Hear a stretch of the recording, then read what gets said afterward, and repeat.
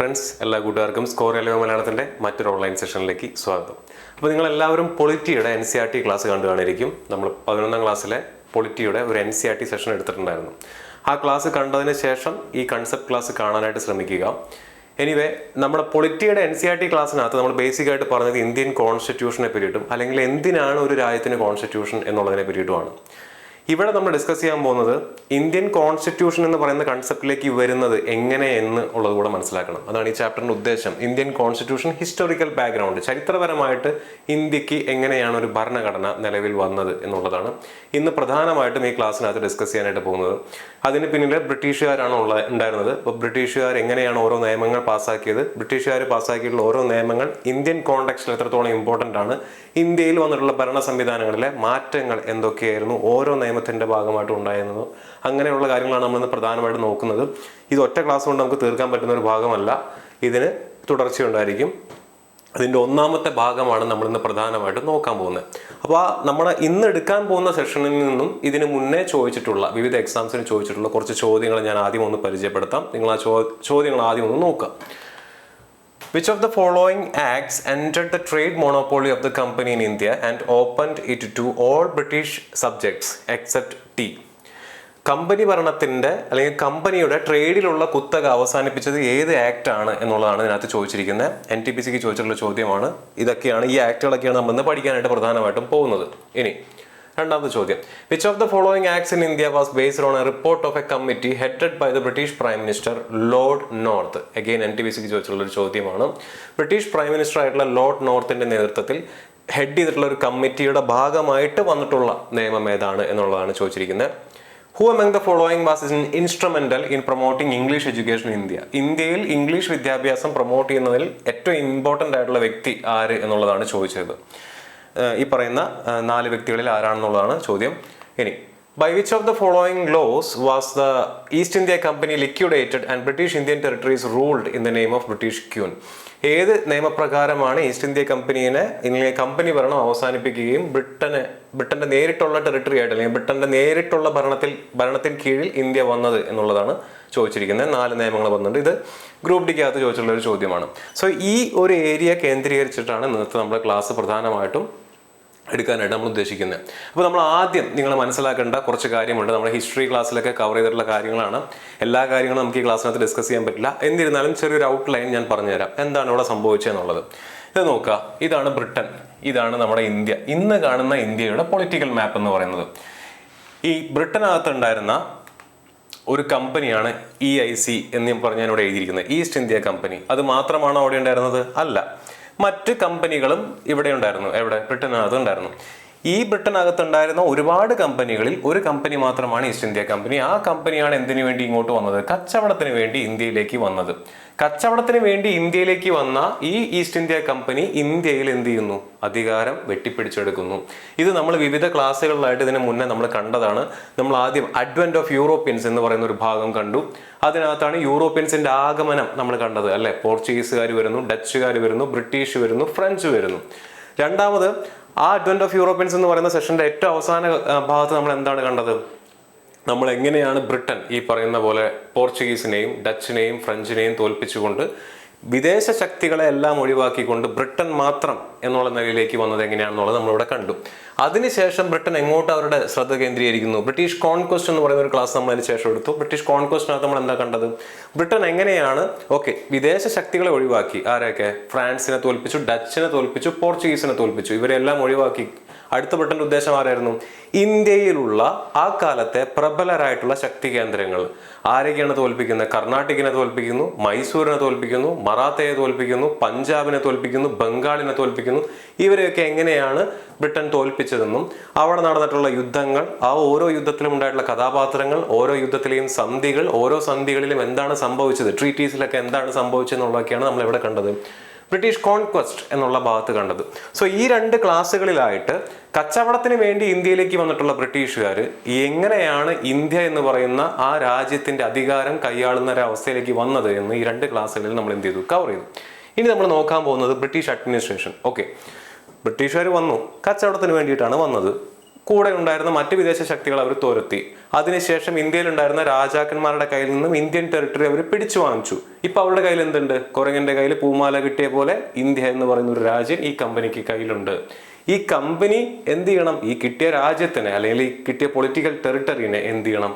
ഭരിക്കണം. അപ്പൊ അതെങ്ങനെയാണ് ആദ്യകാലങ്ങളിൽ ബ്രിട്ടൻ അഡ്മിനിസ്ട്രേഷൻ നടത്തിയിരുന്നത് എന്നുള്ള ഭാഗമാണ് നമ്മളിന്ന് നോക്കാൻ പോകുന്നത്. ഞാൻ നേരത്തെ പറഞ്ഞ പോലെ കുരങ്ങന്റെ കയ്യിൽ പൂമാല കിട്ടിയാൽ എങ്ങനെയിരിക്കും, അതുപോലെ തന്നെയായിരുന്നു ഈ പറയുന്ന ഈസ്റ്റ് ഇന്ത്യ കമ്പനി ഏറ്റവും ആദ്യം ഇന്ത്യയെ ഭരിച്ചിരുന്നത്. അങ്ങനെ ഭരിച്ച് ഇന്ത്യയിൽ ഈ പറയുന്ന പോലെ കൊടിയ ക്ഷാമം വരികയും ഇന്ത്യയിൽ ലക്ഷോപലക്ഷം ആളുകൾ മരിക്കുന്ന ഒരു അവസ്ഥയും വരുമ്പോൾ കമ്പനിയെ പയ്യെ ബ്രിട്ടീഷ് പാർലമെന്റിന് റെഗുലേറ്റ് ചെയ്യേണ്ട ഒരു അവസ്ഥ വരികയുണ്ടായി. അവിടെ നിന്ന് അങ്ങോട്ടാണ് ഇന്ത്യയുടെയും ഭരണഘടനയുടെ തുടക്കം ആരംഭിക്കുന്നത്. ആ ഒരു ഭാഗമാണ് നമ്മൾ ഇന്ന് പ്രധാനമായിട്ടും നോക്കാനായിട്ട് പോകുന്നത്. ഇനി ഇതിന്റെ എല്ലാം തുടക്കം എവിടെയാണ്? ഈ ബ്രിട്ടീഷ് കോൺക്വസ്റ്റ് വന്ന് അവസാനിക്കുന്നത്, ബ്രിട്ടീഷ് അഡ്മിനിസ്ട്രേഷൻ പറയുമ്പോൾ നമ്മളിതാ 1773 കമ്പനി ഭരണം സ്റ്റാർട്ട് ചെയ്യുന്നു. അതിനുശേഷം 1858 വരെ 1858 വരെ എന്താണ്? കമ്പനിയുടെ ഭരണമാണ്. 1858 ശേഷം 947 വരെ എന്ത് ഭരണമാണ്? ക്രൗൺ റൂളാണ്. രാജ്ഞിയുടെ കീഴിലേക്ക് ബ്രിട്ടൻ നേരിട്ട് ഇന്ത്യയെ ക്രൗൺ റൂളിന്റെ കീഴിലേക്ക് കൊണ്ടുവരുന്നു.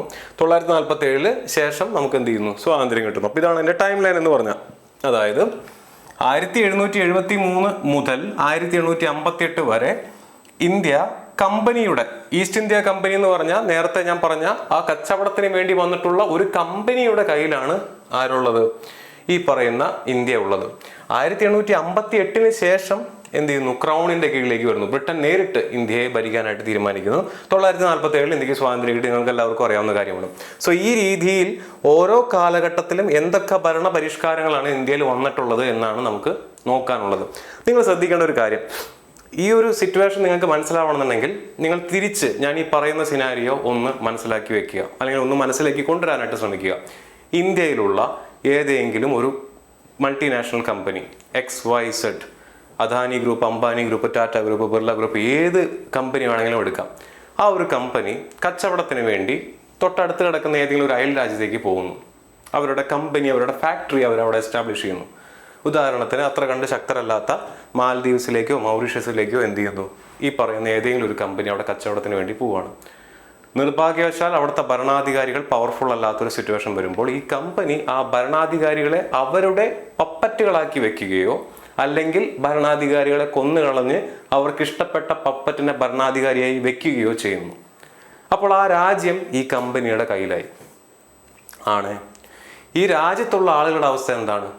അത് കമ്പനിയെ സംബന്ധിച്ചിടത്തോളം ഒരു പ്രശ്നമേ ആയിരുന്നില്ല. ആ രാജ്യത്തുള്ള ആൾക്കാർ ജീവിച്ചാലോ മരിച്ചാലോ കമ്പനിയെ സംബന്ധിച്ചിടത്തോളം ഒരു പ്രശ്നമല്ല. കമ്പനിക്ക് അവരെ ഒരു പ്രശ്നമേ ഉള്ളൂ, ഈ രാജ്യത്ത് നിന്ന് എത്രത്തോളം പ്രോഫിറ്റ് ഉണ്ടാക്കാൻ പറ്റുമോ അത്രത്തോളം പ്രോഫിറ്റ് ഉണ്ടാക്കുക. ഈ സിറ്റുവേഷൻ. അപ്പോൾ ഇവിടെ ഈ പറയുന്ന പോലെ കമ്പനി ഈ പറയുന്ന ഐലൻഡിലോ മൗറീഷ്യസിലോ മാൽദീവ്സിലോ നമ്മൾ നേരത്തെ പറഞ്ഞ ഇന്ത്യൻ കമ്പനീസ് ഏതെങ്കിലും ചെന്ന് ഇത്തരത്തിലുള്ളൊരു തോന്നിവാസം കാണിക്കുന്നു. അതിൻ്റെ ഭാഗമായിട്ട് ആ ഐലൻഡിലുള്ള ആളുകൾ മരിക്കുന്നൊരവസ്ഥ വരികയാണ്. ഈ കമ്പനിയിലും മനുഷ്യപ്പറ്റുള്ള ആരെങ്കിലൊക്കെ കാണുമേ, അവരെന്ത് ചെയ്യുന്നു? ഇന്ത്യൻ ഗവൺമെന്റിന്റെ അടുത്ത്, ഇന്ത്യൻ പാർലമെന്റിന്റെ അടുത്ത് വന്നിട്ട് പറയുന്നതാ, നോക്കുക ഇവന്മാർ വന്നിട്ട് ഇങ്ങനെയാണ് ചെയ്യുന്നത്, ഈ രാജ്യത്തെ നേരെ ചൊവ്വെ ഭരിക്കുന്നില്ല, ഇവിടെയുള്ള ആളുകൾ നാം മരിച്ചുകൊണ്ടിരിക്കുകയാണ് എന്നുള്ള രീതിയിൽ ബ്രിട്ടീഷ് പാർലമെന്റിന്റെ അടുത്ത് പറയുന്നു. ഇനി ഇവിടെ നിന്ന് ആ രാജ്യത്ത് കച്ചവടം ചെയ്യാനായിട്ട് പോയിട്ടുള്ള ഈ കമ്പനി നമ്മുടെ നാട്ടിലുള്ള റിസർവ് ബാങ്കിന്റെ കയ്യിൽ നിന്നോ അല്ലെങ്കിൽ ഈ പറഞ്ഞ പോലെ സ്റ്റേറ്റ് ബാങ്കിന്റെ കയ്യിൽ നിന്നോ ഒക്കെ ലോൺ എടുത്തിട്ടായിരിക്കും പോയിട്ടുണ്ടാവുക. ഓക്കെ, കച്ചവടത്തിന് വേണ്ടി പോവുകയാണ്. അപ്പോൾ ലോൺ എന്ത് ചെയ്യുന്നു? സ്റ്റേറ്റ് ബാങ്ക് ഓഫ് ഇന്ത്യ ഇവിടുത്തെ ലോൺ ഈ പറയുന്ന കമ്പനിക്ക് കൊടുക്കുന്നു. ഈ ലോൺ എടുത്തിട്ട് പോയിട്ടുള്ള കമ്പനി തിരിച്ച് അവിടെ നിന്ന് ഈ പറഞ്ഞ പോലെ കൊള്ളലാഭം ഉണ്ടാക്കിയ കമ്പനി തിരിച്ച് ബാങ്ക്രപ്റ്റ് ആയിട്ടാണ് വരുന്നത്. അപ്പോൾ പൈസ അവിടെ പോയി. ഈ കമ്പനിയിലുള്ള ആളുകൾ, അവിടെ ഈ രാജ്യത്ത് വർക്ക് ചെയ്യുന്ന ഒഫീഷ്യൽസ് എന്ത് ചെയ്യുന്നു? അവരുടെ സ്വന്തം കീശ വീർപ്പിക്കാനായിട്ട് തയ്യാറെടുക്കുന്നു. ഈ രീതിയിലുള്ളൊരു സിറ്റുവേഷൻ ഇമാജിൻ ചെയ്യുക. അപ്പോൾ ഇന്ത്യൻ പാർലമെന്റ് അല്ലെങ്കിൽ ഇന്ത്യൻ ഗവൺമെന്റ് ഇടപെടുന്നു. തോന്നിവാസം കാണിക്കരുത്, എന്ത് ചെയ്യണം? നേരെ ചൊവ്വെ ആ നാട് ഭരിക്കാനായിട്ട് നോക്കണം എന്ന് പറയുന്നു. ഈ രീതിയിൽ ബ്രിട്ടീഷ് പാർലമെന്റ് ഇങ്ങോട്ട് കച്ചവടത്തിന് വേണ്ടി വന്ന ഈസ്റ്റ് ഇന്ത്യ കമ്പനീനെ കാലാകാലങ്ങളിൽ കമ്പനി ഭരണത്തെ നിയന്ത്രിക്കുന്നതിന് വേണ്ടിയിട്ട് ഉണ്ടാക്കിയിട്ടുള്ള നിയമങ്ങൾ, ആ നിയമങ്ങളിലൂടെ അതിൻ്റെ ഒരു പരിസമാപ്തി എന്നുള്ള നിലയിലാണ് ഇന്ത്യൻ ഭരണഘടനയും രൂപം കൊണ്ടുവന്നിട്ടുള്ളത്. ഇന്ത്യക്കാർക്കും ഈ പറയുന്ന പോലെ അഡ്മിനിസ്ട്രേഷനകത്ത്, ഭരണത്തിനകത്ത് പ്രാതിനിധ്യം വന്ന് ഇന്ത്യക്കാർ എങ്ങനെയാണ് ഈ പറയുന്ന ഭരണഘടനയിലേക്ക് എത്തിച്ചേർന്നത് എന്നുള്ളതാണ് ഈ ക്ലാസ്സിന് നമ്മൾ ഡിസ്കസ് ചെയ്യാൻ പോകുന്നത്. അതിൻ്റെ ആദ്യത്തെ ഭാഗമാണ് ഇന്നത്തെ ഈ ക്ലാസ് എന്ന് പറയുന്നത്. ക്ലിയർ ആയേ? ക്ലാസ്സിലേക്ക് കിടക്കാം. അപ്പോൾ ഇതാണ് അതിൻ്റെ രത്നച്ചുരുക്കം എന്ന് പറഞ്ഞാൽ കമ്പനി ഭരണം 1773 മുതൽ 1858 വരെ. ഈ ഒരു ഭാഗമാണ് ഇന്നത്തെ ക്ലാസ്സിൽ നമ്മൾ ഡിസ്കസ് ചെയ്യാൻ പോകുന്നത്. അതിനുശേഷം രാജ്ഞിയുടെ കീഴിൽ ക്രൗൺ റൂളിൻ്റെ കീഴിൽ വരുന്നപ്പോൾ നെക്സ്റ്റ് പാർട്ടിൽ നമുക്ക് ഡിസ്കസ് ചെയ്യാം. ഇത്രയും ഓക്കെയാണ്. ഇനി ഇതിൻ്റെ എല്ലാം തുടക്കം എവിടെയാണ്? ബംഗാൾ കയ്യിൽ പറ്റുന്നതോടുകൂടിയാണ്. ട്രീറ്റി ഓഫ് അലഹാബാദ് എന്ന് പറയുന്ന ഒരു ട്രീറ്റി നമ്മൾ ബ്രിട്ടീഷ് കോൺക്വസ്റ്റ് പഠിക്കുന്ന സമയത്ത് പഠിച്ചിട്ടുണ്ട്. ട്രീറ്റി ഓഫ് അലഹാബാദ് എന്ന് പറയുന്ന ഒരു ട്രീറ്റിയാണ് ഒപ്പുവെക്കുന്നത്. ആര്? 12 ഓഗസ്റ്റ് 1765 അന്നത്തെ മുഗൾ ചക്രവർത്തിയായിരുന്ന Shah Alam second battle of ബക്സറിന് ശേഷം 1764 ഒക്ടോബറിൽ നടന്നിട്ടുള്ള ബാറ്റിൽ ഓഫ് ബക്സർ നമ്മൾ ബ്രിട്ടീഷ് കോൺക്വസ്റ്റ് എന്ന് പറഞ്ഞ ക്ലാസ്സിൽ കണ്ടതാണ്. ആ യുദ്ധത്തിന് ശേഷം എന്ത് ചെയ്യുന്നു? 1765 ഓഗസ്റ്റ് 12 അന്നത്തെ മുഗൾ ചക്രവർത്തിയായിരുന്ന Shah Alam second diwani rights of Bengal, Bihar and Odisha ആർക്ക് കൊടുക്കുന്നു? കമ്പനിക്ക് കൊടുക്കുന്നു. കമ്പനിയെ റെപ്രസെന്റ് ചെയ്തുകൊണ്ട് നിൽക്കുന്ന ആരാണ്? റോബർട്ട് ക്ലൈവ് ആണ്. റോബർട്ട് ക്ലൈവിനെ പറ്റി നമ്മൾ കഴിഞ്ഞ ക്ലാസ്സിൽ കണ്ടതാണ്. In exchange for an annual tribute of 26 lakh rupees രാജാവ് മുഗൾ ചക്രവർത്തിക്ക് 26 ലക്ഷം രൂപ ആനുവലി എന്ത് ചെയ്യും? ഒരു പെൻഷൻ പോലെ കൊടുക്കും. പകരം എന്ത് ചെയ്യണം? കമ്പനിക്ക് ദിവാനി റൈറ്റ്സ് കിട്ടണം. ഏതൊക്കെ രാജ്യത്തിന്റെ? ബംഗാൾ, ബീഹാർ, ഒഡീഷ തുടങ്ങിയ സ്റ്റേറ്റുകളുടെ ദിവാനി റൈറ്റ്സ് കിട്ടണം. എന്താ ദിവാനി റൈറ്റ്സ് എന്ന് പറഞ്ഞാൽ? ഈ 3 റിച്ചസ്റ്റ് ആയിട്ടുള്ള സ്ഥലത്ത് നിന്നും കിട്ടുന്ന റവന്യൂ കളക്ട് ചെയ്യാനുള്ള അധികാരം ആർക്ക് കൈമാറുന്നു? കമ്പനിക്ക് കൈമാറുന്നു. പകരം രാജാവിന് കിട്ടുന്നത് എന്താ? 26 ലക്ഷം രൂപ. ഇത് നമ്മുടെ ബ്രിട്ടീഷുകാരുടെ ആർക്കൈവിൽ അതിനകത്ത് എടുത്തു വെച്ചിട്ടുള്ളതാണ്. ഇതാണ് ആ ട്രീറ്റി ഓഫ് അലഹാബാദ് എന്ന് പറയുന്നത്. ഈ സന്ധി ഒപ്പുവെക്കുന്നത് 16 ഓഗസ്റ്റ് 1765 ഈ സന്ധിക്കകത്ത് ഒരാളും കൂടെ ഉണ്ട്. ആരാണത്? നവാബ് ഓഫ് ഔദ്. 12 ദിവാനി റൈറ്റ്സ് കൊടുക്കുന്നത്. ട്രീറ്റി ഒപ്പുവെക്കുന്നത് 16 ഓഗസ്റ്റ് 1765. അത് അതിൻ്റെ ഒരു ഇമേജും വരച്ചു വെച്ചിട്ടുണ്ട്. ഇത്രയും കാര്യങ്ങളൊക്കെയാണ്. സോ ഈ ട്രീറ്റി ഓഫ് അലഹാബാദിലൂടെ ബംഗാൾ, ബീഹാർ, ഒഡീഷ എന്നീ സ്ഥലങ്ങളുടെ അധികാരം, ദിവാനി റൈറ്റ്സ് ആർക്ക് കിട്ടുകയാണ്? ഈസ്റ്റ് ഇന്ത്യ കമ്പനിക്ക് കിട്ടുകയാണ്. അന്ന് അതിന് നേതൃത്വം കൊടുത്തിരുന്ന ബ്രിട്ടീഷുകാരൻ്റെ പേര് ഓർത്തു വെക്കണം. Robert Clive. Treaty of Allahabad ഒപ്പുവെച്ച അല്ലെങ്കിൽ അദ്ദേഹത്തിന് ദിവാനി റൈറ്റ്സ് കൊടുത്ത മുഗൾ ചക്രവർത്തിയുടെ പേര് ഓർത്തിരിക്കണം. ഷാ അലം സെക്കൻഡ്. ഓക്കെ ആണല്ലോ. ഇനി നമുക്ക് എന്ത് ചെയ്യാം? ഈ ട്രീറ്റിക്ക് ശേഷം എന്താണ് സംഭവിച്ചതെന്ന് ഓരോന്നോരോന്നായിട്ട് നോക്കാം. The company had become a great empire combining the role of trader and an overlord. Dual system of administration വരികയാണ്. ഡുവൽ സിസ്റ്റം ഓഫ് അഡ്മിനിസ്ട്രേഷൻ എന്ന് പറഞ്ഞു കഴിഞ്ഞാൽ എന്താണ് മനസ്സിലാക്കാൻ പറ്റുന്നത്? 2 ഭരണ രീതികൾ ആണ് അവിടെ പ്രധാനമായിട്ടും, റോൾസ് ആണ് പ്രധാനമായിട്ടും ബംഗാൾ അല്ലെങ്കിൽ ഈ പറയുന്ന മുഗൾ സാമ്രാജ്യത്തിന്റെ കീഴിൽ 2 പ്രധാനപ്പെട്ട റോളുകളാണ് ഉണ്ടായിരുന്നത്. ഒന്ന് ദിവാനി റൈറ്റ്. നമ്മൾ നേരത്തെ പറഞ്ഞ കമ്പനിക്ക് ബംഗാളിന്റെയും ബീഹാറിന്റെയും ഒഡീഷയുടെയും മുകളിൽ ഷാ ആലം സെക്കൻഡ് എന്ത് ചെയ്ത് ചാർത്തി കൊടുത്തിട്ടുള്ള ദിവാനി റൈറ്റ്. ദിവാനി റൈറ്റ് എന്ന് പറഞ്ഞാൽ എന്താണ്? കാശ് പിടിക്കാനുള്ള അധികാരം. പിന്നുള്ളത് നിസാമത്ത് റൈറ്റ് ആണ്. നിസാമത്ത് റൈറ്റ് എന്ന് പറഞ്ഞാൽ എന്താണ്? നിസാം ഓഫ് ഹൈദരാബാദ് നമ്മൾ ബ്രിട്ടീഷ് കോൺക്വസ്റ്റിൽ കണ്ടതാണ്. നിസാമത്ത് റൈറ്റ് എന്താണ്? ലോ ആൻഡ് ഓർഡർ കൈകാര്യം ചെയ്യാനും ജസ്റ്റിസ് സിസ്റ്റം കൈകാര്യം ചെയ്യാനുള്ള അധികാരം. അപ്പൊ ഇവിടെ എന്താ സംഭവിച്ചതെന്ന് വെച്ചാൽ കമ്പനിക്ക് ദിവാനി റൈറ്റ്സ് കിട്ടി. കമ്പനിയാണ് പൈസയുടെ എല്ലാ കാര്യം നോക്കുന്നത്. അപ്പൊ നിസാമത്ത് റൈറ്റ്സോ ലോ ആൻഡ് ഓർഡർ കൈകാര്യം ചെയ്യാനും അതുപോലെ ജുഡീഷ്യറി നടപ്പിലാക്കുന്നതിന് വേണ്ടിയിട്ടുള്ള റൈറ്റോ അത് ഇന്ത്യക്കാരന് തന്നെ കൊടുത്തു. പക്ഷെ ഇന്ത്യക്കാരന് കൊടുക്കുമ്പോൾ അവിടെ ഏത് ഇന്ത്യക്കാരനാണ് നിസാമായിട്ടിരിക്കുന്നതെന്ന് ആരാ തീരുമാനിക്കുന്നത്? കമ്പനിയാണ് തീരുമാനിക്കുന്നത്. ചുരുക്കി പറഞ്ഞ 2 ആരുടെ കയ്യിലായിട്ട് മാറി? കമ്പനിയുടെ കയ്യിലായിട്ട് മാറി. അതാണ് ഇവിടെ എഴുതിയിരിക്കുന്നത്. The company had become a great empire combining the role of trader and an overlord. എന്ന് വെച്ച് കഴിഞ്ഞാൽ ചുരുക്കി പറഞ്ഞാൽ കച്ചവടം മാത്രമല്ല, ഓവർലോഡ്, അവിടുത്തെ ഒരു ജന്മിയായിട്ട് ആര് മാറുകയാണ്? ഒരു വലിയൊരു ഭരണാധികാരിയായിട്ട് ആര് മാറുകയാണ്? കമ്പനി മാറുന്നതായിട്ട് നമുക്ക് കാണാൻ സാധിക്കും. അതിന്റെ ഭാഗമായിട്ട് the British government decided that it could no longer be allowed to remain outside the ambit of the state.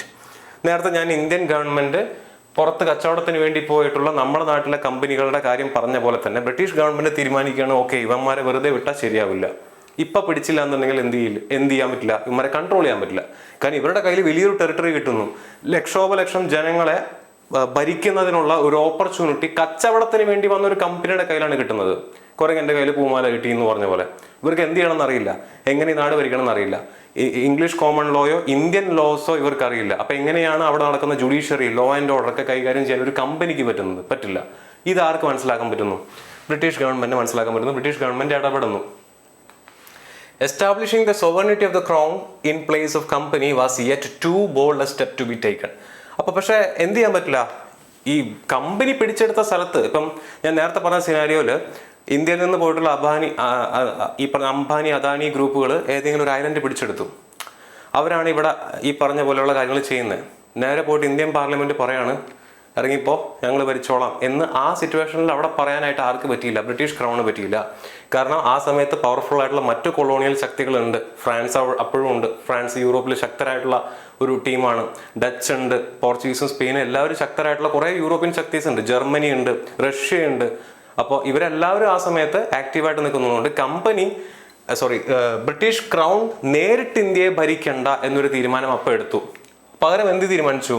The wise step was to subject the company to control on the basis of current doctrines of constitutional law. നിയമപരമായിട്ട് ആ company പിടിച്ചെടുത്ത ടെറിട്ടറിയെ ഭരിക്കാൻ കമ്പനിയെ പ്രേരിപ്പിക്കാനായിട്ട് ആര് തീരുമാനിക്കുന്നു? British parliament തീരുമാനിക്കുന്നു. എന്ന് പറഞ്ഞാൽ കമ്പനിയെ കൺട്രോൾ ചെയ്യണം. കമ്പനിയിലുള്ള ഓഫീസേഴ്സിനെയും കൺട്രോൾ ചെയ്തുകൊണ്ട് അവിടെ ഒരു നിയമവാഴ്ച, ഭരണഘടനാപരമായിട്ടുള്ള കോൺസ്റ്റിറ്റ്യൂഷണലി ഒരു നിയമം വഴി അവിടെ ഭരിക്കാനായിട്ട് ഉള്ള സംവിധാനം തയ്യാറാക്കാനായിട്ടാണ് ആര് തീരുമാനിക്കുന്നത്? ബ്രിട്ടീഷ് ക്രൗൺ തീരുമാനിക്കുന്നത്. ഇതാ ഞാൻ പറഞ്ഞ ഭരണഘടന, അതിൻ്റെ ഡെവലപ്മെന്റ് ഇങ്ങനെയാണ് വരുന്നത് എന്നുള്ളത്. ഓക്കെ. പക്ഷെ 2 പ്രോബ്ലംസ് ആണ് ബ്രിട്ടീഷ് പാർലമെന്റിന്റെ കയ്യിൽ പ്രധാനമായിട്ടും ഉണ്ടായിരുന്നത്. എന്തൊക്കെയായിരുന്നു? ഒന്ന്, ഈസ്റ്റ് ഇന്ത്യ കമ്പനിയും അതുപോലെ തന്നെ ബ്രിട്ടീഷ് ഗവൺമെന്റും, ഈസ്റ്റ് ഇന്ത്യ കമ്പനിയും കമ്പനിയുടെ പൊസിഷൻസും ബ്രിട്ടീഷ് ഗവൺമെന്റും തമ്മിലുള്ള ബന്ധം സ്ഥാപിച്ചെടുക്കുക. എങ്ങനെയാണ്? ഒരു സൈഡിൽ ഈസ്റ്റ് ഇന്ത്യ കമ്പനി എന്ന് പറയുന്നത് ബ്രിട്ടന്റെ കീഴിൽ, ബ്രിട്ടീഷ് എന്ന് പറയുന്ന രാജ്യം, ആ രാജ്യത്തെ സർക്കാർ, അവിടെയുള്ള ഒരു private company east India company. Okay. ഈ ഈസ്റ്റ് ഇന്ത്യ കമ്പനിക്ക് മറ്റൊരു രാജ്യത്തുള്ള പൊസിഷൻസ് അല്ലെ, മറ്റൊരു രാജ്യത്താണ് അവരുടെ ടെറിട്ടറി, അതാണ് ഇന്ത്യൻ ടെറിട്ടറി. ഈ ഇന്ത്യൻ ടെറിട്ടറിയും ഈ കമ്പനിയും ബ്രിട്ടീഷ് ഗവൺമെന്റും തമ്മിലുള്ള റിലേഷൻഷിപ്പ് എങ്ങനെ കോറിലേറ്റ് ചെയ്യണം എന്നുള്ളത് ബ്രിട്ടീഷ് പാർലമെന്റ് മുന്നിലുള്ള പ്രധാനപ്പെട്ട ഒരു വിഷയമായിരുന്നു. രണ്ടാമത്തെ വിഷയം എന്താ? To determine the way the company's authorities in Britain were to control the large number of officials and soldiers working for it in far away India. അതും വലിയൊരു പ്രശ്നമാണ്. ഈ കമ്പനി ബ്രിട്ടീഷ് ഗവൺമെന്റിന്റെ കീഴിലുള്ള കമ്പനി. ഈ കമ്പനി അയച്ച കുറെ ആളുകളാണ് ഇന്ത്യയിൽ വർക്ക് ചെയ്യുന്നത്. സോ കമ്പനീനെ ഇവിടെ കൺട്രോൾ ചെയ്തുകൊണ്ട് മാത്രം കാര്യമില്ല. കമ്പനിയുടെ അടുത്ത് ഇവിടെ നിങ്ങൾ നിയമം പാസ്സാക്കി, ഇവിടെയാണ് കമ്പനിയുടെ മുതലാളിമാരൊക്കെ ഇരിക്കുന്നത്, ഇവിടെ നിയമം പാസ്സാക്കി കമ്പനീനെ ഇവിടെ കൺട്രോൾ ചെയ്തുകൊണ്ട് മാത്രം കാര്യമുണ്ടോ? ഇല്ല. കമ്പനിക്ക് എന്ത് ചെയ്യാൻ പറ്റണം? ഇത്രയും ദൂരെ ഇന്ത്യയിൽ കിടക്കുന്ന കമ്പനി തന്നെ ചെലവും കൊടുത്ത് നടത്തുന്ന ഒഫീഷ്യൽസിനെ, ബ്രിട്ടീഷ് സെർവൻസിനെ കൺട്രോൾ ചെയ്യാൻ കൂടെ പറ്റണം. ഇത് രണ്ടും ഒരേ സമയം എങ്ങനെ നടപ്പിലാക്കാൻ പറ്റും? ഇതാണ് ബ്രിട്ടീഷ് പാർലമെന്റിന് മുന്നിൽ അന്ന് പ്രധാനമായിട്ടും ഉണ്ടായിരുന്ന പ്രശ്നം എന്ന് പറഞ്ഞാൽ. സോ ഈ പ്രശ്നങ്ങളെല്ലാം പരിഹരിക്കുന്നതിന്റെ ഭാഗമായിട്ട് പല കാലഘട്ടങ്ങളിൽ ബ്രിട്ടീഷ് പാർലമെന്റുകൾ പല നിയമങ്ങൾ പാസ്സാക്കി. ആ നിയമങ്ങളുടെ തുടർച്ചയിലൂടെ ഇന്ത്യയിലും ഒരു ഭരണ സംവിധാനം നിലവിൽ വന്നു. ഈ ഭരണ സംവിധാനത്തിന്റെ പരിസമാപ്തി എന്നുള്ള നിലയിൽ ഇന്ത്യക്ക് എന്ത് ചെയ്യാൻ പറ്റുകയാണ്? ഒരു ഭരണഘടന ഡ്രാഫ്റ്റ് ചെയ്തെടുക്കാൻ പറ്റുകയാണ്. ഇതാണ് നമ്മൾ ഇന്നത്തെ ക്ലാസ്സിൽ പ്രധാനമായിട്ടും നോക്കുന്നത്. ഇത്രയും ഭാഗം ഓക്കെ ആയി കാണുമെന്ന് വിശ്വസിക്കുന്നു. ഇനി നമ്മൾ കോൺസ്റ്റിറ്റ്യൂഷൻ വൈസ് നോക്കുകയാണെന്നുണ്ടെങ്കിൽ ഒരു സർക്കാരിന് പ്രധാനമായിട്ടും എത്ര ഓർഗൻസ് വേണം? എക്സിക്യൂട്ടീവ് വേണം, ലെജിസ്ലേച്ചർ വേണം, ജുഡീഷ്യറി വേണം. ലെജിസ്ലേച്ചറാണ് എന്തുണ്ടാക്കുന്നത്? നിയമം ഉണ്ടാക്കുന്നത്. ലെജിസ്ലേച്ചർ ഉണ്ടാക്കുന്ന നിയമങ്ങളെ എക്സിക്യൂട്ട് ചെയ്യുക, ഇംപ്ലിമെന്റ് ചെയ്യുക എന്നുള്ള ഡ്യൂട്ടിയാണ് ആർക്കുള്ളത്? എക്സിക്യൂട്ടീവിനുള്ളത്. ഈ 2 കാര്യങ്ങളിലും എന്തെങ്കിലും പാകപ്പിഴകൾ ഉണ്ടെങ്കിൽ അത് ചൂണ്ടിക്കാണിക്കുക, തിരുത്തുക. ജനങ്ങൾക്ക് എന്തെങ്കിലും പ്രശ്നങ്ങൾ ഈ 2 നിയമത്തിന്റെ ഭാഗമായിട്ടോ നിയമം ഇംപ്ലിമെന്റ് ചെയ്യുന്നതിന്റെ ഭാഗമായിട്ടോ എന്തെങ്കിലും പ്രശ്നങ്ങൾ ഉണ്ടെങ്കിൽ ജനങ്ങൾക്ക് എവിടെ പോവാം? ജുഡീഷ്യറിയെ തേടാം. ഈ 3 ഓർഗൻസും കൂടിയാലാണ് ഒരു സർക്കാർ കംപ്ലീറ്റ് ആവുള്ളൂ. ഓക്കെ. സോ ഇപ്പൊ കൈവശം ഉള്ളത്, അല്ലെങ്കിൽ ഇപ്പോൾ നാട് ഭരിക്കുന്നത്, നമ്മൾ നിൽക്കുന്നത് 1765 ട്രീറ്റി ഓഫ് അലഹാബാദ് ഒപ്പുവെച്ചതിന് ശേഷം നാട് ഭരിക്കുന്നത് ആരാണ്? കമ്പനിയാണ്. എവിടെയൊക്കെ? ബംഗാൾ, ബീഹാർ, ഒഡീഷ. ഏകദേശം 1 കോടിയോളം വരുന്ന ജനങ്ങൾ, അല്ലെങ്കിൽ 1 കോടിയിലധികം ജനങ്ങളെ കൈയാളുന്നത് ഈ പറയുന്ന കമ്പനിയാണ്. കമ്പനിയുടെ കൈവശം ഈ 3 ഓർഗൻസ് ഉണ്ടായിരുന്നോ? ഇതിനെപ്പറ്റി വല്ല ധാരണയും കമ്പനിക്ക് ഉണ്ടായിരുന്നോ? ഇല്ല. അപ്പൊ ആ രീതിയിൽ എന്ത് ചെയ്യണം? കമ്പനീനെ റെഗുലേറ്റ് ചെയ്യണം. കമ്പനീനെ റെഗുലേറ്റ് ചെയ്യാനായിട്ട് ആദ്യം കൊണ്ടുവന്ന നിയമമാണ് റെഗുലേറ്റിംഗ് ആക്ട് 1773. അവിടെ കോർട്ട് ഓഫ് ഡയറക്ടേഴ്സ് എന്ന് പറയുന്ന ഒരു കൂട്ടരെ അപ്പോയിന്റ് ചെയ്യുന്നു. They were required to submit to the government all communications about civil and military affairs received from Bengal and revenues of India. Revenue, ബംഗാളിൽ നിന്ന് കിട്ടിയിട്ടുള്ള പൈസ, അതുപോലെ തന്നെ ബംഗാളിനകത്തുള്ള സിവിൽ ആൻഡ് മിലിറ്ററി അഫയേഴ്സുമായിട്ട് ബന്ധപ്പെട്ട എല്ലാ കാര്യങ്ങളും സർക്കാരിന്റെ അടുത്ത് കമ്മ്യൂണിക്കേറ്റ് ചെയ്യേണ്ടത് ആരാണ്? കോർട്ട് ഓഫ് ഡയറക്ടേഴ്സ് എന്ന് പറയുന്ന ഒരു കൂട്ടരാണ്. ആരാണ് ഈ കോർട്ട് ഓഫ് ഡയറക്ടേഴ്സ് എന്ന് പറഞ്ഞു കഴിഞ്ഞാൽ? ശ്രദ്ധിക്കുക, ഈ കമ്പനി എന്ന് പറയുന്ന ഒരു സ്റ്റോക്ക് കമ്പനിയാണ്, വലിയൊരു കമ്പനിയാണ്. അതിനകത്ത് ഒരുപാട് പാർട്ട്നേഴ്സ് ഉണ്ട്, ഒരുപാട് ഇൻവെസ്റ്റേഴ്സ് ഉണ്ട്. ഈ ഇൻവെസ്റ്റേഴ്സ് അടങ്ങുന്ന ഒരു ജനറൽ കോർട്ട് ഉണ്ട്. ഇൻവെസ്റ്റേഴ്സിനെ എല്ലാ ഇൻവെസ്റ്റേഴ്സിനെയും കൂടി വിളിക്കാം. കാരണം 200 പേരുണ്ട് നമുക്ക് വേണമെങ്കിൽ വിചാരിക്കാം. ഈ 200 പേരിൽ നിന്നും അവരെന്ത് ചെയ്യുന്നു, ആനുവലി ഒരു ഗ്രൂപ്പിനെ തെരഞ്ഞെടുക്കുന്നു. ആ ഗ്രൂപ്പിനെയാണ് കോർട്ട് ഓഫ് ഡയറക്ടേഴ്സ് എന്ന് വിളിക്കുന്നത്. ആ ഗ്രൂപ്പാണ് കമ്പനിയുടെ ഈ പറയുന്ന പ്രധാനപ്പെട്ട എല്ലാ അഡ്മിനിസ്ട്രേഷൻസും കൈയാളുന്നത്. അത് വോട്ടിങ്ങിന്റെ അടിസ്ഥാനത്തിലായിരിക്കും ഈ കോർട്ട് ഓഫ് ഡയറക്ടേഴ്സിനെ തെരഞ്ഞെടുക്കുന്നത്. ചുരുക്കി പറഞ്ഞാൽ ഈസ്റ്റ് ഇന്ത്യ കമ്പനി എന്ന് പറയുന്ന കമ്പനിനെ റെപ്രസെന്റ് ചെയ്യുന്നത് ഈ കോർട്ട് ഓഫ് ഡയറക്ടേഴ്സ് ആണ്. ഇന്നും വലിയ വലിയ MNCസിൽ ഈ പറയുന്ന പോലെ ഒരു കോർട്ട് ഓഫ് ഡയറക്ടേഴ്സ് കാണില്ലേ, അതേപോലെ തന്നെ അന്നത്തെ കമ്പനിക്ക് ഉണ്ടായിരുന്ന ഒരു ടീം. ഈ കോർട്ട് ഓഫ് ഡയറക്ടേഴ്സിന്റെ പണി എന്തായിരുന്നു? ആസ് പെർ റെഗുലേറ്റിംഗ് ആക്ട് 1773 ഇന്ത്യക്കകത്തുള്ള സിവിൽ ആൻഡ് മിലിറ്ററി അഫയേഴ്സും ഇന്ത്യയിൽ നിന്ന് കിട്ടുന്ന റവന്യൂസിനെ പറ്റിയിട്ടും ആരെ ഇൻഫോം ചെയ്യണം? സർക്കാരിനെ, ബ്രിട്ടീഷ് ഗവൺമെന്റിനെ ഇൻഫോം ചെയ്യണം. ഇനി the status of governor of Bengal was raised to governor general and his council would consist of 4 members. അപ്പോൾ ബംഗാൾ എന്ന് പറയുന്ന ഒരു പ്രൊവിൻസ് നേരത്തെ പറഞ്ഞ പോലെ ട്രീറ്റി ഓഫ് അലഹാബാദിലൂടെ ബ്രിട്ടന്റെ കയ്യിലേക്ക് വന്നു ചേർന്നതാണ്. അവിടെ ഉണ്ടായിരുന്ന ഗവർണറുടെ പദവിയെ ഉയർത്തി. എങ്ങനെ? ഗവർണർ ഓഫ് ബംഗാൾ എന്നുള്ളത് ഇനി മുതൽ എങ്ങനെ അറിയപ്പെടും? ഗവർണർ ജനറൽ എന്നറിയപ്പെടും. ഗവർണർ ജനറൽ ഇൻ കൗൺസിൽ എന്ന് പറയാൻ കാരണം എന്താ? അദ്ദേഹത്തെ അസിസ്റ്റ് ചെയ്യുന്നതിന് വേണ്ടി 4 അംഗ സംഘത്തെ വിനിയോഗിക്കുന്നു. അപ്പൊ അധികാര കേന്ദ്രീകരണം കുറച്ച് കുറയും അല്ലെ? ഒരാളുടെ കയ്യിൽ ഇത്രയും വലിയ ടെറിട്ടറി കൊടുക്കുന്നതിനേക്കാളും ഭേദമാണ് അയാളുടെ കീഴിലായിട്ട് 4 പേര്, ഈ 4 പേരും ഇയാളും അടങ്ങുന്ന ഒരു സംഘമാണ് ആ രാജ്യം ഭരിക്കുന്നതെന്നുണ്ടെങ്കിൽ. സോ ഗവർണർ ജനറൽ ഇൻ കൗൺസിലിനെ നിയോഗിച്ചു. The Governor General in Council was given the power to superintend and control the presidencies of Madras and Bombay in matters of war and peace. യുദ്ധവും സമാധാനവുമായി ബന്ധപ്പെട്ട എല്ലാ കാര്യങ്ങളും. അങ്ങനെയാണ് പറയുന്നത്. ഇവിടെ ഒരു വേഗ് ഡെഫിനിഷനാണ്. യുദ്ധവും സമാധാനവുമായിട്ട് ബന്ധപ്പെട്ട കാര്യങ്ങളിൽ മദ്രാസ്, ബോംബെ തുടങ്ങിയ മറ്റ് 2 പ്രസിഡൻസീസ് അല്ലെ, ബോംബെ, ബംഗാളിൻ്റെ ഒരു സൈഡിൽ ബോംബെ ഉണ്ട്, മദ്രാസ് ഉണ്ട്. ഈ മദ്രാസിലെയും ബോംബെയിലെയും യുദ്ധവും സമാധാനവുമായിട്ട് ബന്ധപ്പെട്ട എല്ലാ കാര്യങ്ങൾക്കും ആർക്ക് സൂപ്പറിൻറ്റൻഡ് ചെയ്യാം? Governor general in council. ഈ ഗവർണർ ജനറൽ ഇൻ കൗൺസിൽ എവിടെയാണ് ഇരിക്കുന്നത്? ബംഗാളിലാണ് ഇരിക്കുന്നത്. സോ ബംഗാളിലെ ഗവർണർ ജനറലുകൾക്ക് യുദ്ധവും സമാധാനവുമായിട്ട് ബന്ധപ്പെട്ട കാര്യങ്ങളിൽ എവിടെയൊക്കെ ഇന്റർഫിയർ ചെയ്യാം? മദ്രാസിന്റെയും ബോംബെയുടെയും കാര്യത്തിൽ ഇന്റർഫിയർ ചെയ്യാം. ഇത് നമ്മൾ ഹിസ്റ്ററിയിൽ നേരത്തെ കണ്ടതാണ്. മറാത്താസിന്റെ കേസിൽ രഘുനാഥ് റാവു എന്ന് പറയുന്ന നമ്മുടെ മറാത്താസിന്റെ രഘുനാഥ് റാവു എന്ന് പറയുന്ന ആ ക്യാരക്ടർ എന്ത് ചെയ്യുന്നു? ബോംബെയിലെ കൗൺസിലുമായിട്ട് ഒരു അഗ്രിമെന്റിൽ, ഒരു ട്രീറ്റിയിൽ ഒപ്പുവെക്കുന്നുണ്ട്. പക്ഷെ കൽക്കട്ട കൗൺസിൽ എന്ത് ചെയ്യുന്നുണ്ട്? ആ ട്രീറ്റിനെ അസാധുവാണെന്ന് പറയുന്നുണ്ട്. കാരണം വാറിലും പീസിലും ഇത്തരത്തിലുള്ള സന്ധികൾ ഒപ്പുവെക്കുന്നതിലൊക്കെ ആർക്ക് പരമാധികാരമുണ്ട്? കൽക്കട്ട കൗൺസിലിന്, അല്ലെങ്കിൽ ഗവർണർ ജനറൽ ഇൻ കൗൺസിലിന്, അല്ലെങ്കിൽ ഗവർണർ ജനറൽ ഓഫ് ബംഗാളിന് അധികാരമുണ്ട് എന്നുള്ളത് അതിൽ നിന്നും വ്യക്തമാണ്. ഇത്രയും കാര്യങ്ങൾ മനസ്സിലായില്ലേ? ഇനി ഇവിടെ എന്താ പറയുന്നത്? ബേസിക്കലി ഗവർണർ ഓഫ് മദ്രാസ് ഉണ്ട്, ഗവർണർ ഓഫ് ബോംബെ ഉണ്ട്. അതിന്റെ മുകളിൽ ഗവർണർ ജനറൽ ഇൻ കൗൺസിൽ. ഇവിടെ ആരൊക്കെയുള്ളത്? ഗവർണർ ജനറൽ ഓഫ് ബംഗാളും 4 അംഗ കൗൺസിലും. ഓക്കെ ആണ്. ഇതിന്റെ മുകളിൽ ഇദ്ദേഹത്തിനെ കമ്മ്യൂണിക്കേറ്റ് ചെയ്യുന്നതാണ്. ഇദ്ദേഹം കമ്മ്യൂണിക്കേറ്റ് ചെയ്യുന്ന ആരായിട്ടാണ്? കോർട്ട് ഓഫ് ഡയറക്ടേഴ്സ് എന്ന് പറയുന്ന ടീമായിട്ടാണ്. ഇവരെവിടെ ഇരിക്കുന്നത്? ബ്രിട്ടനിൽ. അപ്പൊ ബ്രിട്ടനിലിരിക്കുന്ന അവരുടെ ഫസ്റ്റ് ലൈൻ ഓഫ് കോണ്ടാക്ട് ആരാണ്? ബംഗാളിലിരിക്കുന്ന ഗവർണർ ജനറൽ ഇൻ കൗൺസിലാണ്. ഇദ്ദേഹം ആരൊക്കെയാണ് കൺട്രോൾ ചെയ്യുന്നത്? ഗവർണർ ഓഫ് മദ്രാസിനെയും ഗവർണർ ഓഫ് ബോംബെനെയും. കോർട്ട് ഓഫ് ഡയറക്ടേഴ്സിന്റെ മുകളിലാണ് ആരിയിരിക്കുന്നത്? ബ്രിട്ടീഷ് ഗവൺമെന്റ് ഇരിക്കുന്നത്. സോ ഇന്ത്യയിൽ നടക്കുന്ന എല്ലാ കാര്യങ്ങളിലും, ഇപ്പം മദ്രാസിൽ നടക്കുന്ന കാര്യം ആർക്കറിയാം? ഗവർണർ ഓഫ് മദ്രാസിന് അറിയാം.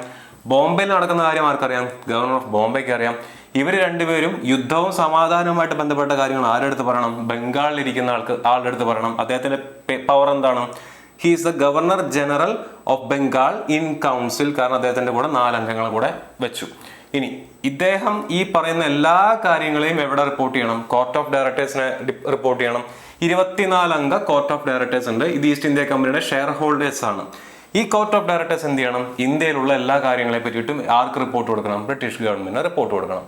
സോ ഈ രീതിയിൽ നോക്കുമ്പോൾ ഓക്കെ, സ്മൂത്ത് ആയിട്ടുള്ള അഡ്മിനിസ്ട്രേഷൻ ആണ്, വലിയ കോലാഹലങ്ങളൊന്നും ഉണ്ടാവാൻ സാധ്യതയില്ല എന്ന് നമുക്ക് തോന്നാം. പക്ഷെ ഈ ആക്ടിൽ പറയുന്ന പോലെയുള്ള ഒരു ഒരു പ്രോപ്പർ ഹൈറാർക്കി ഒന്നും അവിടെ വന്നില്ല. അഡ്മിനിസ്ട്രേഷനൊക്കെ വീണ്ടും അഴകുഴമ്പൻ മട്ടിലായിരുന്നു എന്ന് വേണം മനസ്സിലാക്കാനായിട്ട്. സോ നെക്സ്റ്റ് എന്താ നടക്കുന്നത്? The governors of Madras and Bombay were required to send regularly to the governor general information connected with government, revenue or interest of the company. നേരത്തെ പറഞ്ഞ കാര്യം തന്നെ. The Governor General in turn was under the direct control of Court of Directors and kept it fully informed of the affairs concerning the interest of the company. നേരത്തെ പറഞ്ഞതാണ്. Legislative powers were granted to the Governor General and Council to make rules, ordinances and regulations for the civil government of Fort William and subordinate factories. വളരെ important ആയിട്ടുള്ള ഒരു കാര്യമാണ്. ഞാൻ നേരത്തെ പറഞ്ഞു ഒരു സർക്കാരിന് 3 വിങ്ങുകൾ വേണം: executive, legislature, executive and judiciary. Legislative power ആരാണ് കൈകാര്യം ചെയ്യുന്നത്? ഇപ്പോൾ ഇവിടെ ഗവർണർ ജനറലും കൗൺസിലും. അപ്പോൾ അവർ തന്നെയാണ് നിയമങ്ങൾ ഉണ്ടാക്കുന്നത്. ആര്? ഗവർണർ ജനറലും കൗൺസിലും.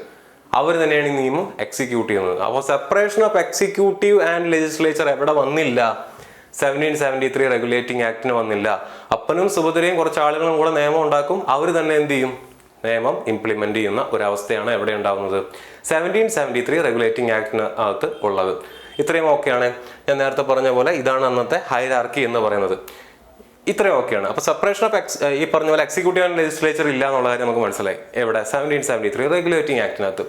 അപ്പോൾ ജുഡീഷ്യറിയുടെ കാര്യം എന്താണ്? The act also provide for the establishment of a Supreme Court of Justice at Calcutta to give justice to Europeans, their employees and citizens of Calcutta. അത് വളരെ ഇമ്പോർട്ടൻ്റ് ആയിട്ടുള്ള ഒരു നീക്കമായിരുന്നു. ഇത്രയും കാലം 1773 റെഗുലേറ്റിംഗ് ആക്ട് വരുന്നതിന് മുന്നേ ഉള്ള ഒരു 8 വർഷം എടുത്തു നോക്കാം. 1765 ട്രീറ്റി ഓഫ് അലഹാബാദിന് ശേഷം 1773 റെഗുലേറ്റിംഗ് ആക്ട് വരുന്നത് വരെയുള്ള ആ 8 വർഷ കാലയളവിൽ അവിടെ ഉണ്ടായിരുന്ന നീതിന്യായ വ്യവസ്ഥ കൈകാര്യം ചെയ്തിരുന്ന കമ്പനിയാണ്. ഇംഗ്ലീഷ് കോമൺ ലോവിനെ പറ്റിയിട്ടോ ഹിന്ദു ലോവിനെ പറ്റിയിട്ടോ ഇസ്ലാമിക് ലോവിനെ പറ്റിയിട്ടോ യാതൊരു വിധത്തിലുള്ള ധാരണയുമില്ലാത്തിരുന്ന ബ്രിട്ടീഷുകാർ ഈ പറഞ്ഞ ഗവർണർ ജനറൽ അല്ലെങ്കിൽ ഗവർണർ ഓഫ് ബംഗാൾ ആണ് നിയമം കൈയാളിയിരുന്നത്, അല്ലെങ്കിൽ നീതിന്യായ വ്യവസ്ഥ കൈയാളിയിരുന്നത്. അതിനൊരു അറുതി വന്നു. എന്ത് ചെയ്തു? ഒരു സുപ്രീം കോടതി എസ്റ്റാബ്ലിഷ് ചെയ്തു 1773 റെഗുലേറ്റിംഗ് ആക്ട് പ്രകാരം. എവിടെയാണ് അത് എസ്റ്റാബ്ലിഷ് ചെയ്തത്? കൽക്കട്ടയിൽ. To give justice to Europeans എന്ന് പറഞ്ഞാൽ ഈ പറഞ്ഞ പോലെ അവിടെ ഉണ്ടായിരുന്ന ബ്രിട്ടീഷുകാർ, കമ്പനിയുടെ തൊഴിലാളികൾ ആൻഡ് സിറ്റിസൺസ് ഓഫ് കൽക്കട്ടയിലുള്ള പൗരന്മാർക്കും നീതി കൊടുക്കുന്നതിന് വേണ്ടിയിട്ടാണ് എന്ത് കൊണ്ടുവന്നത്? സുപ്രീം കോർട്ട് ഓഫ് ജസ്റ്റിസ് കൊണ്ടുവന്നത് എന്നുള്ള കാര്യം ഓർത്തു വയ്ക്കാം. ഈ നിയമപ്രകാരം 1773 റെഗുലേറ്റിംഗ് ആക്ട് പ്രകാരം ഏറ്റവും ആദ്യത്തെ ഗവർണർ ജനറൽ ഇൻ കൗൺസിൽ ആരാന്ന് ചോദിച്ചു കഴിഞ്ഞാൽ ആരാണ്? ലോർഡ് വാരൻ ഹേസ്റ്റിങ്സ് ആണ്. അദ്ദേഹം 1772 മുതൽ 1785 വരെ ഗവർണർ ജനറൽ ഓഫ് ബംഗാൾ പദവിയിൽ ഇരുന്ന വ്യക്തിയാണ്. ഇനി ഫസ്റ്റ് സുപ്രീം കോർട്ട് ജസ്റ്റിസ് ആരാണെന്ന് ചോദിച്ചാൽ എലീജ ഇംപെ. ഇതാണ് വാരൻ ഹേസ്റ്റിങ്സ് എന്ന് പറയുന്നത്, ഇതാണ് എലീജ ഇംപെ എന്ന് പറയുന്നത്. British prime minister during this time Lord north. നമ്മൾ നേരത്തെ ഒരു ക്വസ്റ്റ്യൻ കണ്ടതാണ്, ലോർഡ് നോർത്തിന്റെ കമ്മിറ്റിയുടെ ഭാഗമായിട്ട് നിലവിൽ വന്ന നിയമം ഏതാണെന്നുള്ളത്. ഏത് നിയമമാണ് ഇപ്പോൾ മനസ്സിലായി കാണും. ഏത് നിയമമാണ്? Regulating act of 1773. ആ സമയത്ത് ബ്രിട്ടീഷ് രാജാവ് ആരാന്ന് ചോദിച്ചാൽ ജോർജ് മൂന്നാമൻ. ഇത്രയും ഓക്കെ ആണല്ലോ. ഇതിന്റെ ഡ്രോബാക്സ് എന്തായിരുന്നു ഈ നിയമത്തിന്റെ? The governor general had to face the opposition of his council who united against him. അതും ഒരു പ്രശ്നമാണ്. നേരത്തെ ഗവർണർ ജനറൽ എന്ന് പറയുന്ന ഒരാൾ തീരുമാനമെടുത്താൽ ഒരു തീരുമാനം അവിടെ നടപ്പിലാവുമായിരുന്നു. ഇപ്പം ഇവിടെ ഒരു സ്ട്രഗിള് വരികയാണ്. കാര്യങ്ങൾക്ക് നീക്കുപോക്കില്ല. കാരണം ഗവർണർ ജനറൽക്ക് ഒറ്റയ്ക്ക് തീരുമാനം എടുക്കാൻ പറ്റില്ല. ഈ പറയുന്ന 4 അംഗ കൗൺസിലിന്റെ തീരുമാനം കൂടെ വേണം. ഈവൻ ദോ കാസ്റ്റിംഗ് വോട്ട് ഉണ്ടെങ്കിൽ കൂടെ ഗവർണർ ജനറൽക്ക് ഒറ്റയ്ക്ക് തീരുമാനം എടുക്കാൻ പല കാര്യങ്ങളിലും പറ്റുന്നില്ല. അപ്പോൾ അവിടെ ഒരു ലാഗ് വരികയാണ്. നിയമം നടപ്പിലാക്കുന്നതിനും നിയമം ഉണ്ടാക്കുന്നതിനകത്തും ഒരു ലാഗ് വരുന്നൊരു സാഹചര്യം വരുന്നു. ആൻഡ് നേരത്തെ പറഞ്ഞ പോലെ president of Madras and Bombay were under the general controlling power of the governor general and council provided inefficient in actual working. അവിടെയും ഞാൻ നേരത്തെ പറഞ്ഞ പോലെ മറാത്താസിന്റെ കേസിലൊക്കെ ഇൻഎഫിഷ്യൻസി വന്നതായിട്ട് നമ്മൾ ഇതിനോട് സമാന്തരമായിട്ട് നടക്കുന്ന മറ്റ് ഭാഗങ്ങൾ ചരിത്രത്തിൽ മുന്നേ പഠിച്ചിട്ടുള്ള കാര്യങ്ങളെ റിലേറ്റ് ചെയ്ത് നോക്കി കഴിഞ്ഞാൽ നിങ്ങൾക്ക് മനസ്സിലാക്കാൻ പറ്റും. സോ 1773 റെഗുലേറ്റിംഗ് ആക്ട് എന്ന് പറയുന്നതിന്റെ ബേസിക് ആയിട്ടുള്ള ഐഡിയാസ് ഇത്രയാണെന്നുള്ളത് മനസ്സിലാക്കി വെക്കുക. ഇതിന്റെ പോരായ്മകളെ തിരുത്തുന്നതിന് വേണ്ടിയിട്ട് പിൽക്കാലത്ത് 1784 വില്യം പിറ്റ് എന്ന് പറയുന്ന അന്നത്തെ ബ്രിട്ടീഷ് പ്രൈം മിനിസ്റ്ററിന്റെ പേരിൽ ഒരു ആക്ട് വരികയാണ്, Pitt's India act 1784. Pitt's India act എന്ന് പറയുന്നത് ഈ പറയുന്ന അന്നത്തെ ബ്രിട്ടീഷ് പ്രൈം മിനിസ്റ്റർ ആയിട്ടുള്ള വില്യം പിറ്റ് ദ യങ്ങർ എന്ന് പറയുന്ന വ്യക്തിയുടെ പേരിൽ തന്നെയുള്ള നിയമമാണ്. അതുകൊണ്ടാണ് അതിനെ പിറ്റ്സ് ഇന്ത്യ ആക്ട് എന്ന് വിളിക്കുന്നത്. 1784 നിയമം വരുന്നത്. Pitt's India Act established the system of dual control of India and these changes continued through 1858. 1888 വരെ തുടർന്ന ഒരു സിസ്റ്റം പിറ്റ്സ് ഇന്ത്യ ആക്ടിലൂടെ നിലവിൽ വരികയാണ്. Dual control. എന്താണ് ഡുവൽ കൺട്രോൾ എന്ന് പറഞ്ഞു കഴിഞ്ഞാൽ പറഞ്ഞുതരാം. ഇപ്പം ഇത് മനസ്സിലാക്കി വെക്കുക. ഡുവൽ കൺട്രോൾ എന്ന് പറയുന്ന ഒരു സിസ്റ്റം നിലവിൽ വന്നത് പിറ്റ്സ് ഇന്ത്യ ആക്ടിലൂടെയാണ് 1784. ഇതിന് ഈ നിയമത്തിന് മറ്റൊരു പ്രത്യേകത കൂടെ ഉണ്ട്. അതെന്താണ്? The company's territory in India were called the British possession in India for the first time. ഇത്രയും കാലം ബ്രിട്ടീഷ് ഗവൺമെന്റ്, നമ്മൾ നേരത്തെ 1773 റെഗുലേറ്റിംഗ് ആക്ടിൽ ബ്രിട്ടീഷ് ഗവൺമെന്റ് വളരെ ബുദ്ധിപരമായിട്ട് വളരെ ഡിപ്ലോമാറ്റിക് ആയിട്ട് കമ്പനീനെയാണ് കൺട്രോൾ ചെയ്യാൻ തീരുമാനിച്ചിരുന്നത്. ബ്രിട്ടീഷ് ഗവൺമെന്റ് ഇന്ത്യൻ ടെറിട്ടറീസിനെ ബ്രിട്ടീഷുകാരുടെ ടെറിട്ടറി ആയിട്ട്, ബ്രിട്ടീഷ് ഗവൺമെന്റിന്റെ ടെറിട്ടറി ആയിട്ട് അംഗീകരിച്ചിട്ടുണ്ടായിരുന്നില്ല 1773 റെഗുലേറ്റിംഗ് ആക്ടിനകത്ത്. നേരെ മറിച്ച് ഇത് കമ്പനി തന്നെ ഭരിച്ചോട്ടെ, പക്ഷെ ഇവന്മാർ കുട്ടിച്ചോറാക്കാതിരിക്കാൻ നമുക്ക് എന്ത് ചെയ്യാൻ പറ്റുന്നുള്ളതാണ് 1773 റെഗുലേറ്റിംഗ് ആക്ടിനകത്ത് ബ്രിട്ടീഷ് ഗവൺമെന്റിന്റെ നിലപാട്. എന്നാൽ ഇവിടെ അങ്ങനെയാണോ? അല്ല. പിറ്റ്സ് ഇന്ത്യ ആക്ടിനകത്ത് ആദ്യമായിട്ട് കമ്പനിയുടെ സ്വത്തുക്കളെ ബ്രിട്ടീഷ് പൊസഷൻ ഇൻ ഇന്ത്യ എന്ന് വിശേഷിപ്പിച്ചു. എന്ന് പറഞ്ഞാൽ ബ്രിട്ടീഷ് ഗവൺമെന്റ് ആ സ്വത്തുക്കൾ തൻ്റെതാണ് എന്നുള്ള ഒരു ധാരണയിൽ വരുന്നതായിട്ട് നമുക്ക് കാണാൻ സാധിക്കും. ഇതിന് ഫ്രഞ്ച് ഇൻഫ്ലുവൻസും റഷ്യൻ ഇൻഫ്ലുവൻസും ഒക്കെ ഭയങ്കര ഇമ്പോർട്ടൻസ് ആണ്. ഈ സമയത്തെ വേൾഡ് ഹിസ്റ്ററി നോക്കി കഴിഞ്ഞാൽ നമുക്ക് കാണാൻ സാധിക്കും. In the dual system of control, നേരത്തെ പറഞ്ഞ കമ്പനി ഈ ആക്ട് പ്രകാരം എസ്റ്റാബ്ലിഷ് ചെയ്തിട്ടുള്ള ഡുവൽ സിസ്റ്റം ഓഫ് കൺട്രോളിൽ the company was represented by court of directors. നമ്മൾ നേരത്തെ പറഞ്ഞ 24 അംഗ കോർട്ട് ഓഫ് ഡയറക്ടേഴ്സ് ആണ് കമ്പനിയെ റെപ്രസെന്റ് ചെയ്യുന്നത്. What about the British government? And the British government by the board of control. Board of control എന്ന് പറയുന്ന ഒരു കൂട്ടരാണ് എന്ത് ചെയ്യുന്നത്? ബ്രിട്ടീഷ് ഗവൺമെന്റിനെ കൺട്രോൾ ചെയ്യുന്നത്. The governor general and council were made subordinate to the British government. Governor ജനറലും കൗൺസിലും British ഗവൺമെന്റിന്റെ സബോർഡിനേറ്റ് ആയിട്ട് മാറ്റുന്നു. അപ്പോൾ ഈ സമയത്ത് ഒരു സിസ്റ്റം എടുത്ത് നോക്കുകയാണെന്നുണ്ടെങ്കിൽ ഇതുപോലെ ഇരിക്കും. മദ്രാസും ബോംബെയും ആരുടെ കീഴിൽ തന്നെ? ബംഗാളിലുള്ള ഗവർണർ ജനറലിന്റെ കീഴിൽ തന്നെ വരും. അദ്ദേഹം ആരെ റിപ്പോർട്ട് ചെയ്യണം? കോർട്ട് ഓഫ് ഡയറക്ടേഴ്സിനെ റിപ്പോർട്ട് ചെയ്യണം. കോർട്ട് ഓഫ് ഡയറക്ടേഴ്സ് ബ്രിട്ടീഷ് ഗവൺമെന്റിനെ റിപ്പോർട്ട് ചെയ്യണം. പക്ഷെ ബ്രിട്ടീഷ് ഗവൺമെന്റ് ഇപ്പൊ ബ്രിട്ടീഷ് ഗവൺമെന്റിനെ റെപ്രസെന്റ് ചെയ്യുന്നതിന് വേണ്ടിയിട്ട് ഒരു പുതിയ ബോർഡിനെ കൊണ്ടുവന്നു, board of control. So court of directors ഇനി ആരെടുത്ത് പറഞ്ഞാൽ മതി? ബോർഡ് ഓഫ് കൺട്രോളിന്റെ അടുത്ത് പറഞ്ഞാൽ മതി. ഇതൊരു 6 അംഗ സംഘമാണ്. ഈ 6 അംഗ സംഘത്തിന്റെ അടുത്ത് എന്ത് ചെയ്താൽ മതി? റിപ്പോർട്ട് ചെയ്താൽ മതി. ഓക്കെ ആണല്ലോ. സോ ഇതാണ് 1784 പിറ്റ്സ് ഇന്ത്യ ആക്ടിനകത്ത് വന്നിട്ടുള്ള ഒരു പുതിയ സിസ്റ്റം ഓഫ് കൺട്രോൾ എന്ന് പറഞ്ഞാൽ. ഇതിനാണ് ഡുവൽ സിസ്റ്റം ഓഫ് കൺട്രോൾ എന്ന് പറയുന്നത്. കോർട്ട് ഓഫ് ഡയറക്ടേഴ്സ് ഒരു സൈഡിൽ ഇത് കമ്പനിയെ റെപ്രസെന്റ് ചെയ്യുന്നു, ബോർഡ് ഓഫ് കൺട്രോൾ മറ്റൊരു സൈഡിൽ ഇതാരെ റെപ്രസെന്റ് ചെയ്യുന്നു? ബ്രിട്ടീഷ് ഗവൺമെന്റിനെ റെപ്രസെന്റ് ചെയ്യുന്നു. ആൻഡ് ഇവിടെ ഒരു കാര്യം നിങ്ങൾ വായിച്ചു കാണും, the governor general and council were made subordinate to British government. അപ്പോൾ ബ്രിട്ടീഷ് ഗവൺമെന്റിന് സബോർഡിനേറ്റ് ആയിട്ട് ഗവർണർ ജനറലിനെയും കൗൺസിലിനെയും മാറ്റി എന്ന് പറഞ്ഞു കഴിഞ്ഞാൽ ബോർഡ് ഓഫ് കൺട്രോളിനെയും ആര് റിപ്പോർട്ട് ചെയ്യണം? Governor general and council. ആരെയും കൂടെ റിപ്പോർട്ട് ചെയ്യണം? ബോർഡ് ഓഫ് കൺട്രോളിനെ കൂടെ റിപ്പോർട്ട് ചെയ്യണം. നേരത്തെ അങ്ങനെ ആയിരുന്നില്ല. 1773 റെഗുലേറ്റിംഗ് ആക്ട് പ്രകാരം ഗവർണർ ജനറൽ ആൻഡ് കൗൺസിൽ എന്ന് പറയുന്നത് ആരുടെ എംപ്ലോയി മാത്രമാണ്? ആരുടെ തൊഴിലാളി മാത്രമാണ്? കോർട്ട് ഓഫ് ഡയറക്ടേഴ്സിന്റെ, അതായത് ഈസ്റ്റ് ഇന്ത്യ കമ്പനിയുടെ സ്റ്റോക്ക് ഹോൾഡേഴ്സിൽ നിന്നും തെരഞ്ഞെടുക്കപ്പെട്ട ഒരു കോർട്ട് ഓഫ് ഡയറക്ടേഴ്സ്, 24 അംഗ സംഘം. അവർ അപ്പോയിന്റ് ചെയ്യുന്ന ഒരു തൊഴിലാളി മാത്രമായിരുന്നു ആര്? Governor general and council. പക്ഷേ പിറ്റ്സ് ഇന്ത്യ ആക്ടിലൂടെ ഈ ഗവർണർ ജനറൽ ആൻഡ് കൗൺസിൽ ആരെ കൂടെ റിപ്പോർട്ട് ചെയ്യണം? ബോർഡ് ഓഫ് കൺട്രോൾ അല്ലെങ്കിൽ ബ്രിട്ടീഷ് ഗവൺമെന്റിനെ പ്രതിനിധീകരിക്കുന്ന ആളെ കൂടെ റിപ്പോർട്ട് ചെയ്യുന്ന ഒരവസ്ഥ. സോ ഇതാണ് ഡുവൽ സിസ്റ്റം ഓഫ് കൺട്രോൾ എന്ന് പറയുന്നത്. രണ്ട് കൂട്ടരുടെ അടുത്തും അഭിപ്രായം ചോദിക്കേണ്ട ഒരു അവസ്ഥ വന്നു. അപ്പോൾ ഇത് ആക്ച്വലി പ്രശ്നമായിട്ടാണ് മാറിയത്. ഇങ്ങനെ അപ്പോയിന്റ് ചെയ്യപ്പെടുന്ന ഒരാളാണ് ആര്? ലോർഡ് കോൺവാലിസ് എന്ന് പറയുന്നത്. കോൺവാലിസ് കോഡ്, റവന്യൂ കോഡൊക്കെ നിങ്ങൾ മോഡേൺ ഇന്ത്യൻ ഹിസ്റ്ററിയിൽ പഠിക്കും. Cornwallis actually American war of ഇൻഡിപെൻഡൻസിൽ ജോർജ് വാഷിംഗ്ടണിനോട് തോറ്റതിന് ശേഷമാണ് ഇന്ത്യയിലേക്ക് വരുന്നത്. ഇന്ത്യയുടെ ഈ പറയുന്ന പോലെ രണ്ടാമത്തെ ഗവർണർ ജനറൽ ആൻഡ് ബംഗാൾ ആയിട്ട് ആണ് അദ്ദേഹം വരുന്നത്. അദ്ദേഹം വരുന്ന സമയത്താണ് ഇത്തരത്തിലൊരു സംഭവം, ഈ തരത്തിലൊരു നിയമം അവിടെ ഉണ്ടാകുന്നത്. The act established the principle that the government of India be placed under the Governor General and a council of 3.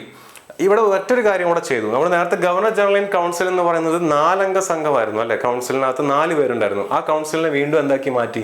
3 പേരെയാക്കി മാറ്റി. നേരത്തെ പറഞ്ഞ ആ ഒരു കാസ്റ്റിംഗ് വോട്ടിന്റെ പ്രശ്നം ഒഴിവാക്കാനും അല്ലെങ്കിൽ ആ ഒരു ടൈ ഒഴിവാക്കുന്നതിന് വേണ്ടിയിട്ട് കൗൺസിലിന് ഭൂരിപക്ഷം കിട്ടുന്നതിന് വേണ്ടിയിട്ട് അല്ലെങ്കിൽ ഗവർണർ ജനറലിന് കുറച്ചുകൂടെ അധികാരം കിട്ടുന്നതിന് വേണ്ടിയിട്ട്, കൗൺസിലിന്റെ മുകളിൽ കുറച്ചുകൂടെ അധികാരം കിട്ടുന്നതിന് വേണ്ടിയിട്ട് കൗൺസിലിന്റെ അംഗം 3 ആക്കി ചുരുക്കി. The act clearly stated that the presidencies of Madras and Bombay were to be subordinate to the presidencies of Bengal in all matters of war, diplomatic relationship and revenue. എല്ലാ കാര്യത്തിലും മദ്രാസും ബോംബെയും ബംഗാളിന്റെ കീഴിലാണെന്ന് ഈ ആക്ട് പറഞ്ഞു. പിന്നെ അവിടെ തർക്കമില്ല. 1784 പിറ്റ്സ് ആക്ട് പ്രകാരം ഇനി ബോംബെയും മദ്രാസും ബംഗാളിന്റെ കീഴിലാണ് എന്നുള്ള കാര്യം. നേരത്തെ വാർ ആൻഡ് പീസ് എന്ന് പറഞ്ഞാൽ വളരെ വേഗമായിട്ടുള്ള ഒരു ഡെഫിനേഷൻ കൊടുത്തെടുത്ത് ഇപ്പൊ ക്ലിയർ ആയിട്ടുള്ള ഒരു പിക്ചർ കൊടുത്തു. ഇനി അവിടെ തർക്കത്തിന്റെ ആവശ്യമില്ല. ബംഗാളിലുള്ള ഗവർണർ ജനറൽ എന്ത് പറയുന്നു അത് ബോംബെയും മദ്രാസും അനുസരിച്ചേ പറ്റൂ, കട്ടായം. Lord Cornwallis was the governor general during this time. ഞാൻ നേരത്തെ പറഞ്ഞു കോൺവാലിസ് ആണ് ഈ ഒരു സമയത്ത് എന്തായിട്ട് വന്നത്? ഗവർണർ ജനറൽ ആയിട്ട് വന്നത്. അപ്പോൾ ഇത്രയും ഭാഗം ക്ലിയർ ആയി കാണും.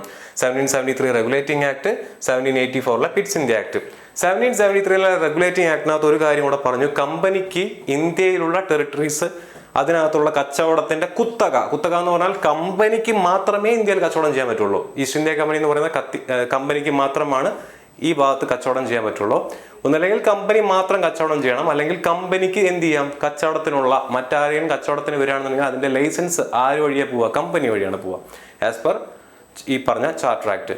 അത് 20 കൊല്ലത്തേക്കാണ് പുതുക്കിയിരുന്നത്. അപ്പോൾ 20 കൊല്ലം കഴിയുമ്പോൾ എന്ത് ചെയ്യണം, കമ്പനിയുടെ ലൈസൻസ് കഴിഞ്ഞു, ഇനി എന്ത് ചെയ്യണം, കമ്പനി തുടരണോ, ഭരണം തുടരണോ വേണ്ടിയോ എന്ന് തീരുമാനിക്കുന്ന ഒരവസ്ഥയാണ്. അപ്പോൾ അടുത്തത് 1773 ശേഷം 20 കൊല്ലം കഴിഞ്ഞ് അടുത്ത ആക്ട് വരും, ചാർട്ടർ ആക്ട് ഓഫ് 1793. അപ്പോൾ അന്നത്തെ ബോർഡ് ഓഫ് കൺട്രോൾ എന്ന് പറഞ്ഞ ടേം ഓർമ്മയുണ്ടോ? ബോർഡ് ഓഫ് കൺട്രോൾ എന്താണ്? ഞാൻ നേരത്തെ പറഞ്ഞ പോലെ പിറ്റ്സ് ഇന്ത്യ ആക്ടിൽ ഡുവൽ കൺട്രോൾ സിസ്റ്റം കൊണ്ടുവന്നു. Court of directors, governor general ആദ്യം, അതിന്റെ മുകളിൽ court of directors. Court of ഡയറക്ടേഴ്സിന്റെ മുകളിൽ ബ്രിട്ടീഷ് ഗവൺമെന്റിന്റെ പ്രതിനിധീകരിച്ചുകൊണ്ടാണ് ബോർഡ് ഓഫ് കൺട്രോൾ വരുന്നത്. ആ ബോർഡ് ഓഫ് കൺട്രോളിന്റെ പ്രസിഡന്റ് ആയിട്ടുള്ള ഹെൻറി ഡണ്ടസ് തീരുമാനിക്കുന്നു എന്ത് ചെയ്യാൻ, കമ്പനിയുടെ ചാർട്ടർ പുതുക്കി കൊടുക്കാൻ. എത്ര വർഷത്തേക്ക്? 20 വർഷത്തേക്ക്. അപ്പൊ അടുത്ത 20 വർഷം കൂടെ എന്ന് പറഞ്ഞാൽ 1793 മുതൽ 1813 വരെ കമ്പനിക്ക് എന്ത് ചെയ്യാം, ഇന്ത്യയിൽ കച്ചവടം ചെയ്യാം. കച്ചവടത്തിനുള്ള കുത്തക ആർക്കാണ്? കമ്പനിക്കാണുള്ളത്. കമ്പനിക്ക് മാത്രമാണുള്ളത്. കമ്പനി തീരുമാനിക്കുന്ന ആളുകൾക്ക് വേണമെങ്കിൽ എന്ത് ചെയ്യാം, ലൈസൻസ് കൊടുക്കാം. ഇനി the governor general and governor's power to overrule their council were emphasized and explained. Governor general എന്ന് പറയുന്ന ആള്, ഗവർണർ ജനറൽ ഓഫ് ബംഗാൾ, അദ്ദേഹവും അദ്ദേഹത്തിന്റെ കൗൺസിലും, മദ്രാസിലെയും ബോംബെയിലെയും ഗവർണർമാരും അവരുടെ കൗൺസിലും, ഈ 2-3 സ്ഥലത്തുള്ള ഗവർണർമാർക്കും അവരുടെ കൗൺസിലിനെ ഓവർ റൂൾ ചെയ്യാനോ അതുപോലെ തന്നെയുള്ള കാര്യങ്ങൾക്കുള്ള അധികാരമുണ്ടെന്നും എവിടെ പറയുന്നുണ്ട്? ചാർട്ടർ ആക്ട് ഓഫ് 1793 പറയുന്നുണ്ട്. ഇനി royal approval was mandated for the appointment of governor general, governor and the commander in chief. ഈ 3 പോസ്റ്റുകളിലേക്കുള്ള ആളുകളെ അപ്പോയിന്റ് ചെയ്യുന്നതിന് റോയൽ അപ്രൂവൽ വേണം എന്നുള്ള കാര്യം കൂടെ തീരുമാനമാക്കി. എന്തായിരിക്കും ഇതിന്റെ പിന്നിലെ കാരണം? പയ്യെ ബ്രിട്ടീഷ് പാർലമെന്റ് കമ്പനിയിൽ നിന്നും ഇന്ത്യൻ ടെറിട്ടറി പിടിച്ച് വരികയാണ്. കമ്പനി സെപ്പറേറ്റ് ഒരു എൻറ്റിറ്റിയാണ്, അല്ലെ, പ്രൈവറ്റ് പ്ലെയേഴ്സ് മാത്രം അടങ്ങുന്ന ഒരു സ്ഥലമാണ്. ഇത്രയും കാലം ഗവർണർ ജനറൽ അപ്പോയിന്റ് ചെയ്തിരുന്നത് കമ്പനിയുടെ തൊഴിലാളി എന്നുള്ള നിലയിൽ മാത്രമാണ്. ഇപ്പോൾ റോയൽ അപ്രൂവൽ വേണം, അവിടെ ഇരിക്കുന്ന ബ്രിട്ടീഷ് ക്രൗൺ തീരുമാനിക്കണം. അപ്പം നമ്മുടെ ഇവിടെയുള്ള ഇന്ത്യൻ പ്രസിഡന്റ് തീരുമാനിക്കുകയാണ് അദാനി ഗ്രൂപ്പിന്റെയോ അംബാനി ഗ്രൂപ്പിന്റെയോ ഏതെങ്കിലും ഒരു നാട്ടിലുള്ള ഒരു ബ്രാഞ്ചിന്റെ CEO, അതാണ് ഗവർണർ ജനറൽ എന്ന് പറഞ്ഞാൽ, അല്ലേ. ഈസ്റ്റ് ഇന്ത്യ കമ്പനി എന്ന് പറയുന്ന ഒരു വലിയ കമ്പനി. ആ കമ്പനിക്ക് ഇന്ത്യയിൽ ടെറിട്ടറി ഉണ്ട്, ഇന്തോനേഷ്യയിലുണ്ട്, സൗത്ത് ഈസ്റ്റ് ഏഷ്യൻ രാജ്യങ്ങളിൽ പല സ്ഥലങ്ങളിലും ഈസ്റ്റ് ഇന്ത്യ കമ്പനിക്ക് ടെറിട്ടറി ഉണ്ട്. അതിൽ ഇന്ത്യൻ ടെറിട്ടറി കൈകാര്യം ചെയ്യുന്ന ഗവർണർ ജനറൽ ഇൻ ബംഗാൾ എന്ന് പറഞ്ഞാൽ എന്താണ്? ഈസ്റ്റ് ഇന്ത്യ കമ്പനിയുടെ ഇന്ത്യയിലുള്ള ഒരു ബ്രാഞ്ചിന്റെ CEO, ചുരുക്കി പറഞ്ഞു അത്രയല്ലേ ഉള്ളൂ. പക്ഷേ ഈ CEOനെ തീരുമാനിക്കുന്നതിന് ബ്രിട്ടീഷ് ക്രൗണിന്റെ അനുവാദം വേണമെന്ന് പറഞ്ഞാൽ മനസ്സിലാക്കാൻ പറ്റുന്നുണ്ടോ? സോ ആ രീതിയിലുള്ള ഒരു തീരുമാനം ഇവിടെ വരികയാണ്. റോയൽ അപ്രൂവൽ ആവശ്യമാണ് ആർക്ക്? ഗവർണർ ജനറലെ തീരുമാനിക്കുന്നതിനും ഗവർണറെ തീരുമാനിക്കുന്നതിനും കമാൻഡർ ഇൻ ചീഫിനെ തീരുമാനിക്കുന്നതിനും. The salaries of the staff and the board of control were also now charged to the company. Board of control എന്ന് പറയുന്നത് ബ്രിട്ടീഷ് ഗവൺമെന്റ് വെക്കുന്ന ഒരു ഗ്രൂപ്പാണ്, അല്ലെ, ഡ്യുവൽ കൺട്രോളിന്റെ ഭാഗമായിട്ട്. അതിന്റെ സ്റ്റാഫുകളെയും അതിന്റെ ശമ്പളം എവിടെ നിന്ന് കൊടുക്കണം? കമ്പനിയുടെ കയ്യിൽ നിന്ന് എടുത്ത് കൊടുക്കണം എന്ന് ആയി. The company was granted the authority to grant license to the individuals and company employees to carry on trade in India. മറ്റൊരു അവകാശം ഞാൻ നേരത്തെ പറഞ്ഞ പോലെ കമ്പനിക്ക് മറ്റ് കച്ചവടക്കാരെ അലൗ ചെയ്യാം, കമ്പനിക്ക് മറ്റ് കച്ചവടക്കാർക്ക് ലൈസൻസ് കൊടുക്കാനുള്ള അധികാരം ഈ പറയുന്ന ചാർട്ടർ ആക്ടിലൂടെ കൈവരിച്ചു. The act established that acquisition of sovereignty by the subjects of the crown is on behalf of the crown and not on its own right, which clearly stated that the company's political functions were on behalf of the British government. Company ഈ പറയുന്ന പോലെ ഏതെങ്കിലും ഒരു territory ഇന്ത്യയിൽ acquire ചെയ്യുന്നുണ്ടെങ്കിൽ അതെല്ലാം ക്രൗണിന്റെ ബിഹാഫിലാണെന്നുകൂടെ എന്ത് പറഞ്ഞു വെച്ചു? ഈ പറയുന്ന ചാർട്ടർ ആക്ട് പറഞ്ഞു വെച്ചു. ഓക്കെ ആണല്ലോ. Act also states that all laws relating to the rights of the person and property should be printed with the translation in Indian languages and prefixed with the statements of grounds on which they were enacted, so that the people should become familiar with their rights, privileges and immunity. അപ്പോൾ company impose ചെയ്യുന്ന നിയമങ്ങൾ, company എന്ന് പറഞ്ഞാൽ ഇവിടെ separation of executive and legislature വന്നിട്ടില്ല. Governor ജനറലും അദ്ദേഹത്തിന്റെ കൗൺസിലുമാണ് ഇന്ത്യയിലുള്ള എല്ലാ നിയമങ്ങളും ഉണ്ടാക്കുന്നത്. സോ ആ നിയമങ്ങളെ എന്ത് ചെയ്യണം? പ്രിന്റ് ചെയ്യണം. ആൻഡ് അതിന്റെ ഇന്ത്യൻ ലാംഗ്വേജസിലേക്കുള്ള ട്രാൻസ്ലേഷൻ വേണം. എന്തിനു വേണ്ടിയിട്ട്? So that the people should become familiar with there rights, privileges and immunity. So ഈ രീതിയിലൊക്കെ എന്ത് ചെയ്യാൻ തുടങ്ങി? നിയമങ്ങൾ വരാൻ തുടങ്ങി. ആക്ടിനകത്ത് അത് പറഞ്ഞു വെച്ചു. ഇത്രയും ഭാഗം ഓക്കെ ആണല്ലോ. ഇനി എന്ത് ചെയ്യുന്നു? അപ്പോൾ 1793 റെഗുലേറ്റിംഗ് ആക്ട് പ്രകാരം കമ്പനിക്ക് 20 കൊല്ലത്തേക്ക് എന്ത് ചെയ്യുന്നു? ലൈസൻസ് പുതുക്കി കൊടുക്കുന്നു. കമ്പനിക്ക് തീരുമാനിക്കാൻ വേറെ ആർക്കെങ്കിലും ഇവിടെ കച്ചവടം ചെയ്യണോ വേണ്ടേ എന്നുള്ളത്. ഗവർണർ ജനറൽ കൗൺസിലിന്റെ ഈ പറയുന്ന പോലെ അംഗങ്ങളുടെ എണ്ണം കുറയ്ക്കുന്നു, 3 ആക്കി ചുരുക്കുന്നു. ഗവർണർ ജനറൽ കൗൺസിലിനും ഗവർണർക്കും ഈ പറയുന്ന എല്ലാ കൗൺസിലിന്റെ മുകളിലുമുള്ള അധികാരത്തെ കുറച്ചുകൂടി ഊട്ടി ഉറപ്പിക്കുന്നു, അല്ലെ? ബോർഡ് ഓഫ് കൺട്രോൾ എന്ന് പറയുന്ന ബ്രിട്ടീഷ് ഗവൺമെന്റിന്റെ പ്രതിനിധികൾക്കുള്ള സാലറി, അതിന്റെ സ്റ്റാഫുകൾക്കുള്ള സാലറി എല്ലാം കമ്പനി കൊടുക്കണമെന്ന് തീരുമാനിക്കുന്നു. ചുരുക്കി പറഞ്ഞാൽ ബ്രിട്ടീഷ് ഗവൺമെന്റ് അവരുടെ കൈ കമ്പനിയുടെ മുകളിൽ വെരിഞ്ഞു മുറുക്കുന്നതായിട്ട് നമുക്ക് കാണാൻ സാധിക്കും. 20 കൊല്ലം കഴിയുന്നു. 1813 ആവുന്ന സമയത്ത് എന്ത് ചെയ്യുന്നു? കമ്പനിയുടെ ലൈസൻസ് വീണ്ടും പുതുക്കി കൊടുക്കാനായിട്ട് തീരുമാനിക്കുന്നു. അപ്പോൾ അവിടെ എന്താ നടക്കുന്നത്? 1808 ഹൗസ് ഓഫ് കോമൺസ് എന്ന് പറഞ്ഞാൽ ബ്രിട്ടീഷ് പാർലമെന്റിലെ ലോവർ ഹൗസ് ആണ്. അവരെന്ത് ചെയ്യുന്നു? ഒരു കമ്മിറ്റീനെ അപ്പോയിന്റ് ചെയ്യുന്നു. ഈ പറയുന്ന പോലെ ജുഡീഷ്യൽ ആൻഡ് പോലീസ് അറേഞ്ച്മെന്റ്സ് എങ്ങനെയായിരിക്കണമെന്ന് തീരുമാനിക്കുന്നതിന് വേണ്ടി. ആൻഡ് സർക്കാർ എന്ത് ചെയ്യുന്നു? ഈ കമ്മിറ്റിയുടെ റിപ്പോർട്ടിന്റെ ഭാഗമായിട്ട് decide to allow British subjects access to India with their ships. മറ്റ് ബ്രിട്ടീഷ് സബ്ജക്റ്റുകൾക്ക് കൂടി ഇന്ത്യൻ മാർക്കറ്റിനെ ഓപ്പൺ ചെയ്ത് കൊടുക്കാനായിട്ട് തീരുമാനിക്കുന്നു. എന്ന് പറഞ്ഞാൽ കമ്പനിയുടെ കുത്തക അവസാനിപ്പിക്കുന്നു. ഇനി മുതൽ ഈസ്റ്റ് ഇന്ത്യ കമ്പനിക്ക് മാത്രമല്ല ഇന്ത്യയിൽ കച്ചവടം ചെയ്യാൻ പറ്റുന്നത്, മറ്റ് ബ്രിട്ടീഷ് സബ്ജക്റ്റുകൾ കൂടി ഇന്ത്യയിലേക്ക് കടന്നു വരാം. ഇത് വളരെ നിർണായകമായിട്ടുള്ള ഒരു നീക്കമാണ്. ഇതിന്റെ പിന്നിൽ വേൾഡ് ഹിസ്റ്ററിയിലും ഒരുപാട് സിഗ്നിഫിക്കൻസ് ഉണ്ട്. നെപ്പോളിയൻ ഈ പറഞ്ഞ പോലെ ബ്രിട്ടീഷുകാരെ നിരന്തരമായിട്ട് ദ്രോഹിച്ചുകൊണ്ടിരിക്കുന്ന ഒരു സമയമാണ്. നെപ്പോളിയൻ ഇരിക്കുന്ന എവിടെയാണ്? ഫ്രാൻസിലാണ്. നെപ്പോളിയന്റെ കോണ്ടിനെന്റൽ സിസ്റ്റം ഓഫ് അഡ്മിനിസ്ട്രേഷൻ എന്ന് പറഞ്ഞൊരു അഡ്മിനിസ്ട്രേഷൻ ഉണ്ട്. ഈ ബ്രിട്ടീഷിലുള്ള അല്ലെങ്കിൽ UK മറ്റ് കമ്പനികളെ യൂറോപ്പിൽ കച്ചവടത്തിന് വേണ്ടി അദ്ദേഹം സമ്മതിക്കില്ല എന്നുള്ളൊരവസ്ഥ വരുന്നു. അപ്പോൾ ആ കമ്പനികളാകെ ബുദ്ധിമുട്ടിലായിരിക്കുന്ന സമയത്താണ് അവർ നോക്കുമ്പോൾ ഈസ്റ്റ് ഇന്ത്യ കമ്പനി എന്ന് പറയുന്ന ഒരു കമ്പനി ഇതാ ഇന്ത്യയിൽ നിന്ന് കൊള്ളലാഭം ഉണ്ടാക്കിക്കൊണ്ടിരിക്കുന്നു. ഈസ്റ്റ് ഇന്ത്യ കമ്പനിക്ക് മാത്രം കുത്തകയായിട്ട് കൊടുത്തിരിക്കുന്ന ഒരു രാജ്യമായിട്ട് മാറുന്നു ആര്? ഇന്ത്യ. അത് പറ്റില്ലല്ലോ എന്ന് പറഞ്ഞുകൊണ്ട് അവരെന്ത് ചെയ്യുന്നു? ബ്രിട്ടീഷ് പാർലമെന്റിൽ മണിയടിച്ചുകൊണ്ട് ഈസ്റ്റ് ഇന്ത്യ കമ്പനിയുടെ കുത്തക അവസാനിപ്പിക്കുന്നു. Charter act of 1813. സോ അതിന് മുന്നേ ഈ പറയുന്ന 1793 1813 ഇടയിൽ ഇന്ത്യയെ മുച്ചൂട് ഭരിച്ച് കുട്ടിച്ചോറാക്കിയിട്ടുള്ള 2 ആളുകളാണ് ലോർഡ് വെല്ലസ്ലിയും ലോർഡ് ഹേസ്റ്റിങ്സും. ഇവർ രണ്ടുപേരും ഇമ്പീരിയലിസ്റ്റിക് പോളിസിയാണ് നടപ്പിലാക്കിയത്. ലോർഡ് വെല്ലസ്ലിയുടെ സമയത്താണ് ടിപ്പു സുൽത്താൻ ആക്രമിക്കുന്നത്. ലോർഡ് വെല്ലസ്ലിയുടെ സമയത്താണ് ഈ പറഞ്ഞ പോലെ നമ്മുടെ പഴശ്ശിരാജ. ഇവർ ഈ പറയുന്ന യുദ്ധങ്ങളെല്ലാം നടക്കുന്നത് ഈ ഒരു കാലയളവിലാണ്. ഈ ഹേസ്റ്റിങ്സിന്റെയും വെല്ലസ്ലിയുടെയും സമയത്താണ്. ഇവരുടെ പോളിസീസ് അത്തരത്തിലുള്ള ഇമ്പീരിയലിസ്റ്റിക് ആയിട്ടുള്ള പോളിസീസ് ആയിരുന്നു. കുറെ ടെറിട്ടറീസിന് അവർ എന്ത് ചെയ്യുന്നുണ്ട്? അക്വയർ ചെയ്യുന്നുണ്ട്. ഹേസ്റ്റിങ്സിന്റെ സമയത്താണ് മറാത്ത വാറൊക്കെ നടക്കുന്നത്. ഈ പറയുന്ന പോലെ ബാജിറാവ് സെക്കൻഡിനെയൊക്കെ പൂട്ടുന്നതും മറാത്ത കോൺഫെഡറസിയൊക്കെ പിരിച്ചുവിടുന്ന ഈ ഒരു സമയത്താണ്. The companies power had spread to the whole of India. ഇന്ത്യയിലെ എമ്പാടും കമ്പനിയുടെ അധികാരം സ്പ്രെഡ് ചെയ്യുന്നു, എക്സെപ്റ്റ് പഞ്ചാബ്, നേപ്പാൾ ആൻഡ് സിന്ധ്. അപ്പൊ ഈ രീതിയിൽ യുദ്ധങ്ങൾ ചെയ്തിട്ടാണ് കമ്പനിയുടെ അധികാരത്തെ സ്പ്രെഡ് ചെയ്തിരുന്നത്. അപ്പൊ അതിന്റെ ഭാഗമായിട്ട് എന്ത് ചെയ്യുന്നു? കമ്പനിക്ക് സാമ്പത്തികമായിട്ട് ഞെരുക്കം വരുന്നു. So company requested for financial help from the parliament due to the over spending in wars and set backs in trade. ട്രേഡിനകത്ത് പ്രശ്നം വരുന്നു, വാറിനകത്ത് ഓവർ സ്പെൻഡിങ് വരുന്നു. ഇതിന്റെ ഭാഗമായിട്ട് കമ്പനിക്ക് ഫിനാൻഷ്യലായിട്ട് സാമ്പത്തികമായിട്ട് കമ്പനിക്ക് നഷ്ടങ്ങൾ കൈവരിക്കുന്നു.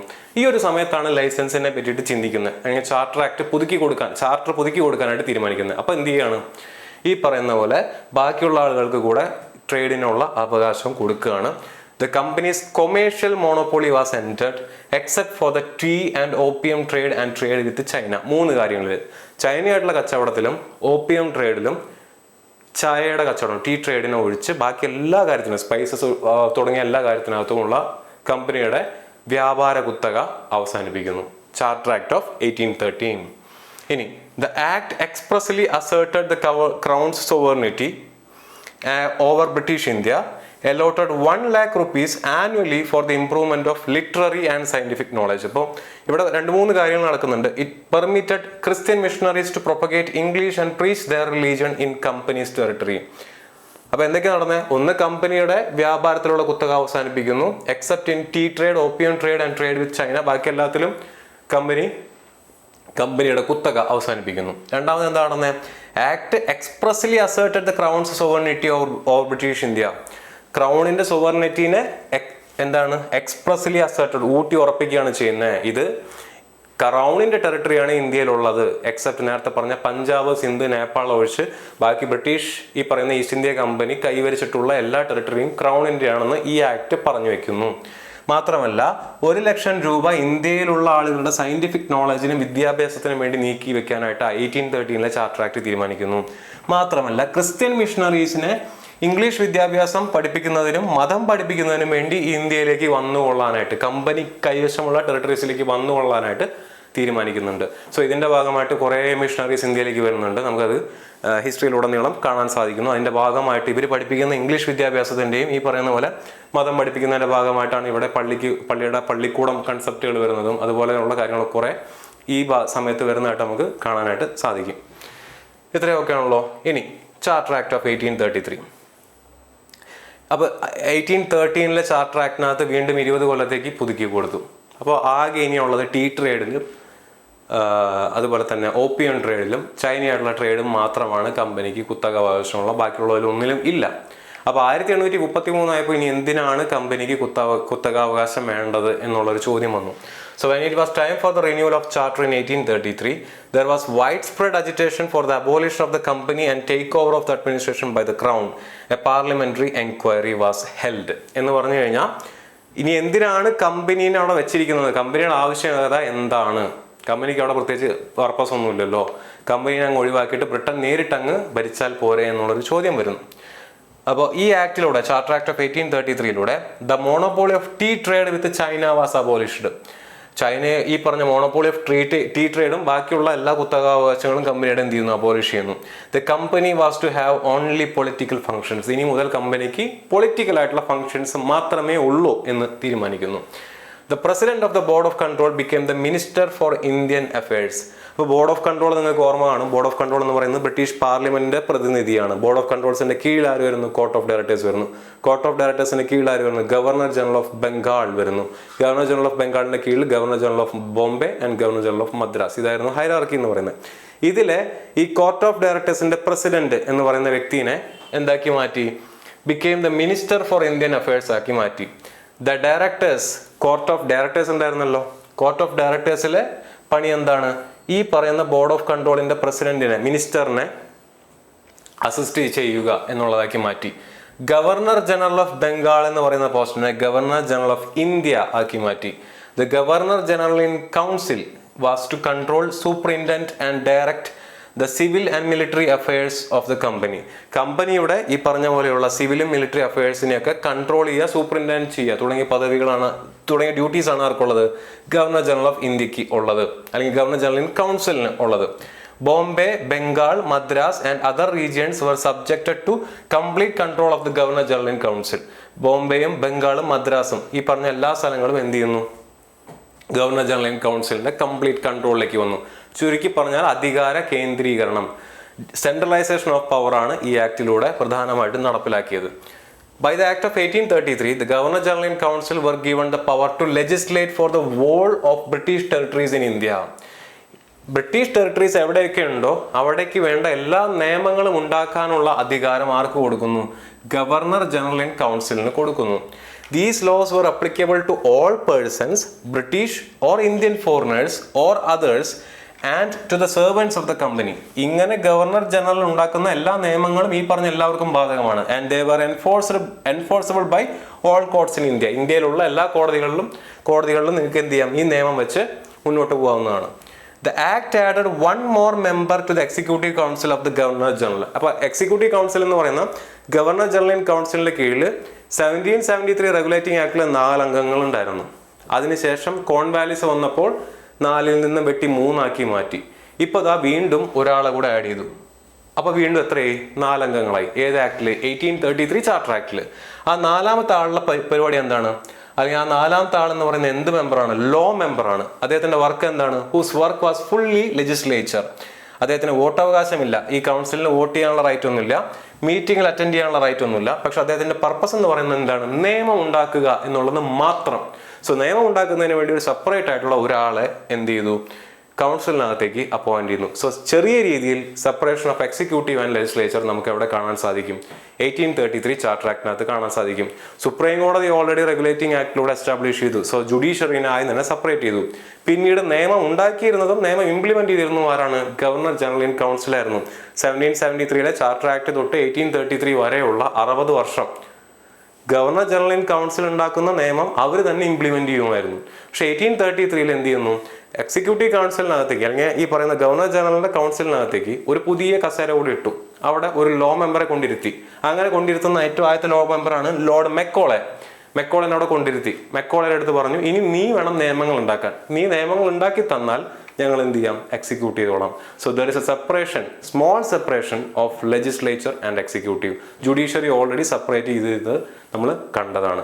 അപ്പോൾ ഗവൺമെന്റിന്റെ ഒരു സ്ട്രക്ചർ അവിടെ വരുന്നതായിട്ട് നമുക്ക് കാണാൻ സാധിച്ചു. ഗവൺമെന്റിന് 3 ഓർഗൻ ഉണ്ട്. ലെജിസ്ലേച്ചർ, ഒരു ലോ മെമ്പർ ഇത് അവിടെ വന്നു. എക്സിക്യൂട്ടീവ് എന്ന് പറഞ്ഞാൽ ആരാണ്? ഗവർണർ ജനറലും അദ്ദേഹത്തിന്റെ എക്സിക്യൂട്ടീവ് കൗൺസിലിലെ ബാക്കി 3 അംഗങ്ങൾ, 4 അംഗങ്ങളാണുള്ളത്. ഒരാൾ ലോ മെമ്പറാണ്, ബാക്കി 3 അംഗങ്ങൾ. ഇപ്പുറത്ത് ആര് വന്നു? സുപ്രീം കോർട്ടും അല്ലെങ്കിൽ ഈ പറയുന്ന കോടതിയും വന്നു. എവിടെ? ജുഡീഷ്യറിയുടെ കേസിൽ. ഇനി Lord Macaulay, the law member, influenced the education policy of the government for a number of years. ഒരു ചോദ്യമായിട്ട് കണ്ടതാണ്. ഇംഗ്ലീഷ് എഡ്യൂക്കേഷൻ ഏറ്റവും കൂടുതൽ ഇതിന് ഇന്ത്യയിൽ ഇൻഫ്ലുവൻസ് ചെയ്ത വ്യക്തി ആരെന്ന് പറഞ്ഞിട്ടൊരു ചോദ്യം നമ്മൾ നേരത്തെ കണ്ടതാണ്. ആരാണ്? Lord Macaulay. ഇനി the act provided for the codification of laws in India. ഈ നിയമമാണ് ഇന്ത്യയിലുള്ള നിയമങ്ങളെ കോഡിഫിക്കേഷൻ ചെയ്യാനായിട്ട് തീരുമാനിക്കുന്നത്. There were several type of laws before 1833. There were the English Act, presidency regulations, Hindu law, Muslim law, customary law തുടങ്ങിയ എല്ലാ നിയമങ്ങളും ഉണ്ടായിരുന്നു. ഇതിനെല്ലാം കോഡിഫൈ ചെയ്യാനായിട്ട് തീരുമാനിക്കുന്നു. ഇതിന്റെ ഭാഗമായിട്ടാണ് IPCയും CRPCയും ഒക്കെ പിന്നീട് നിലവിൽ വരുന്നത്. ഇനി governor general was empowered to appoint a law commission. Governor ജനറൽക്ക് ഒരു ലോ കമ്മീഷൻ അപ്പോയിന്റ് ചെയ്യാനുള്ള അധികാരം ഉണ്ടെന്ന് പറയുന്നു. സെക്ഷൻ 87 ഈ നിയമത്തിലെ 1833 ചാർട്ടർ ആക്ടിലെ സെക്ഷൻ 87 എന്താ പറയുന്നത്? That no native or natural born subject of the crown resident in India. Natural born ആയിട്ടുള്ള, നേറ്റീവ് ആയിട്ടുള്ള ആള് should be by reason only of അദ്ദേഹത്തിന്റെ മതത്തിന്റെ ഭാഗമായിട്ടോ, പ്ലേസ് ഓഫ് ബർത്തിന്റെ ഭാഗമായിട്ടോ, ഡിസന്റിന്റെ ഭാഗമായിട്ടോ, കളറിന്റെ ഭാഗമായിട്ടോ, ഓർ എനി ഓഫ് ദം, നേരത്തെ പറഞ്ഞ എന്തിൻ്റെങ്കിലും ഭാഗമായിട്ടോ ഡിസ്ക്വാളിഫൈ ചെയ്യാൻ പാടില്ല. എന്തിൽ നിന്ന്? കമ്പനിയിൽ വർക്ക് ചെയ്യുന്നതിൽ നിന്ന് അല്ലെങ്കിൽ കമ്പനിയുടെ സർവീസ് ലഭ്യമാകുന്നതിൽ നിന്ന്. ഈ പറഞ്ഞ എന്തെങ്കിലും ഭാഗത്തിന്റെ അല്ലെങ്കിൽ എന്തെങ്കിലും കാരണത്തിന്റെ പുറത്ത് ഒരാളെയും എന്ത് ചെയ്യാൻ പാടില്ല, വേർതിരിക്കാൻ പാടില്ല എന്നൊരു സെക്ഷൻ നമുക്ക് ഇതിനകത്ത് കാണാൻ സാധിച്ചു. ഇത് ഇംപ്ലിമെന്റ് ചെയ്തോ ഇല്ലയോ എന്നുള്ളതൊക്കെ രണ്ടാമത്തെ കാര്യം. പക്ഷെ ഈ പറയുന്ന പോലെ നമ്മൾ ഇന്ന് കാണുന്ന മോഡേൺ ഐഡിയ ഇവിടെ ഈ പറയുന്ന 1833 ചാർട്ടർ ആക്ടിലും നമുക്ക് കാണാനായിട്ട് സാധിച്ചു. ഓക്കെ ആണല്ലോ. Next 1853 1853 charter act.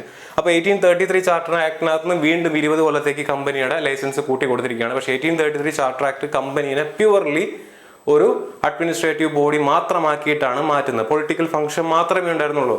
ഈ പറഞ്ഞ വ്യാപാരത്തിലുള്ള എല്ലാ കുത്തകയും 1833 ചാർട്ടർ ആക്ടിനകത്ത് നിന്ന് എടുത്തു കളഞ്ഞിരുന്നു അല്ലേ.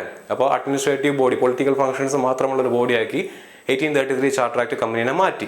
20 കൊല്ലത്തേക്ക് ലൈസൻസ് നീട്ടിക്കൊടുത്തു. 20 കൊല്ലത്തിന് ശേഷം 1853 സമയത്ത് എന്താണ് നടന്നതെന്ന് നോക്കാം. Growing demand that the double government of company should be ended. 2 ഗവൺമെന്റിന്റെ ആവശ്യം ഇനി എന്താണ്? കമ്പനിക്ക് എന്തില്ല? അവിടെ വ്യാപാര കുത്തകയില്ല. കമ്പനീനെ റെപ്രസെന്റ് ചെയ്യുന്ന ഒരു കോർട്ട് ഓഫ് ഡയറക്ടേഴ്സ് ഉണ്ട് ചുമ്മാ.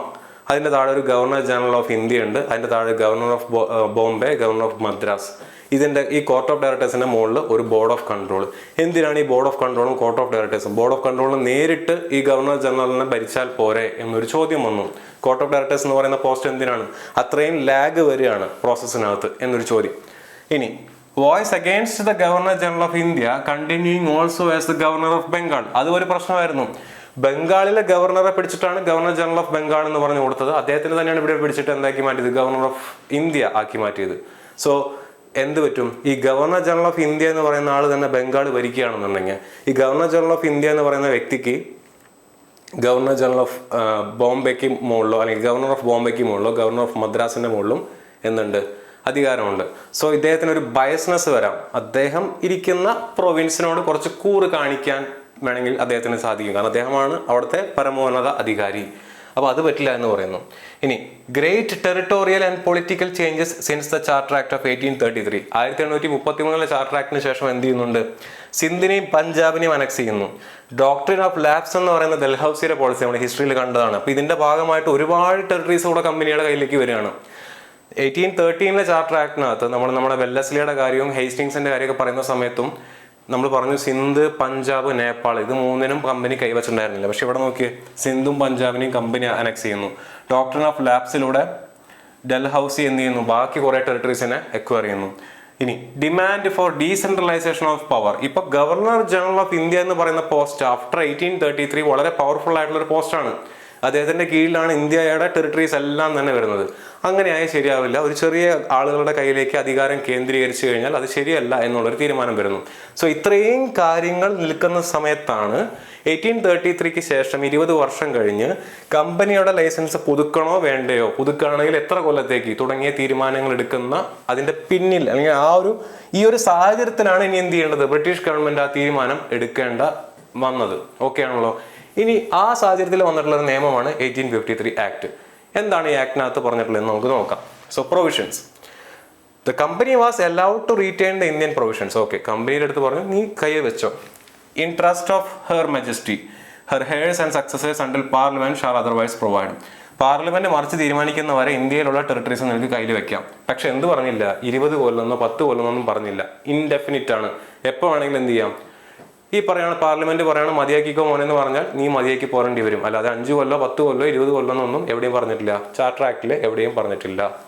2, members of court of directors reduced from 24 to 18. അപ്പോൾ കോർട്ട് ഓഫ് ഡയറക്ടേഴ്സ് എന്തിനാണെന്ന് ചോദിക്കുന്നവരുടെ വായടപ്പിക്കുന്നതിന് വേണ്ടിയിട്ട് 24 നിന്ന് 18 പേരായിട്ട് കോർട്ട് ഓഫ് ഡയറക്ടേഴ്സിനെ കുറച്ചു.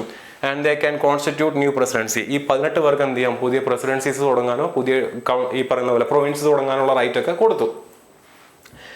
Act provided for the separation of the executive and legislative functions of the Governor General's Council by adding new members of legislative purposes. അപ്പോൾ ആദ്യമായിട്ട് നമ്മൾ നേരത്തെ പറഞ്ഞു 1833 ചാർട്ടർ ആക്ടിൽ ഒരു ലോ മെമ്പർ ആഡ് ചെയ്തുകൊണ്ട് ചെറിയ രീതിയിലൊരു സെപ്പറേഷൻ കൊണ്ടുവന്നു. പക്ഷെ ഇവിടെ നോക്കിക്കഴിഞ്ഞാൽ executive council, governor general executive കൗൺസിലിന്റെ കൂടെ കുറച്ച് ആളുകളെ കൂടെ ആഡ് ചെയ്തു. എന്തിനു വേണ്ടി, ലെജിസ്ലേറ്റീവ് ഫംഗ്ഷന് വേണ്ടി സെപ്പറേറ്റ് ആയിട്ട് ഒരു ആൾക്കാരെ ആഡ് ചെയ്തു.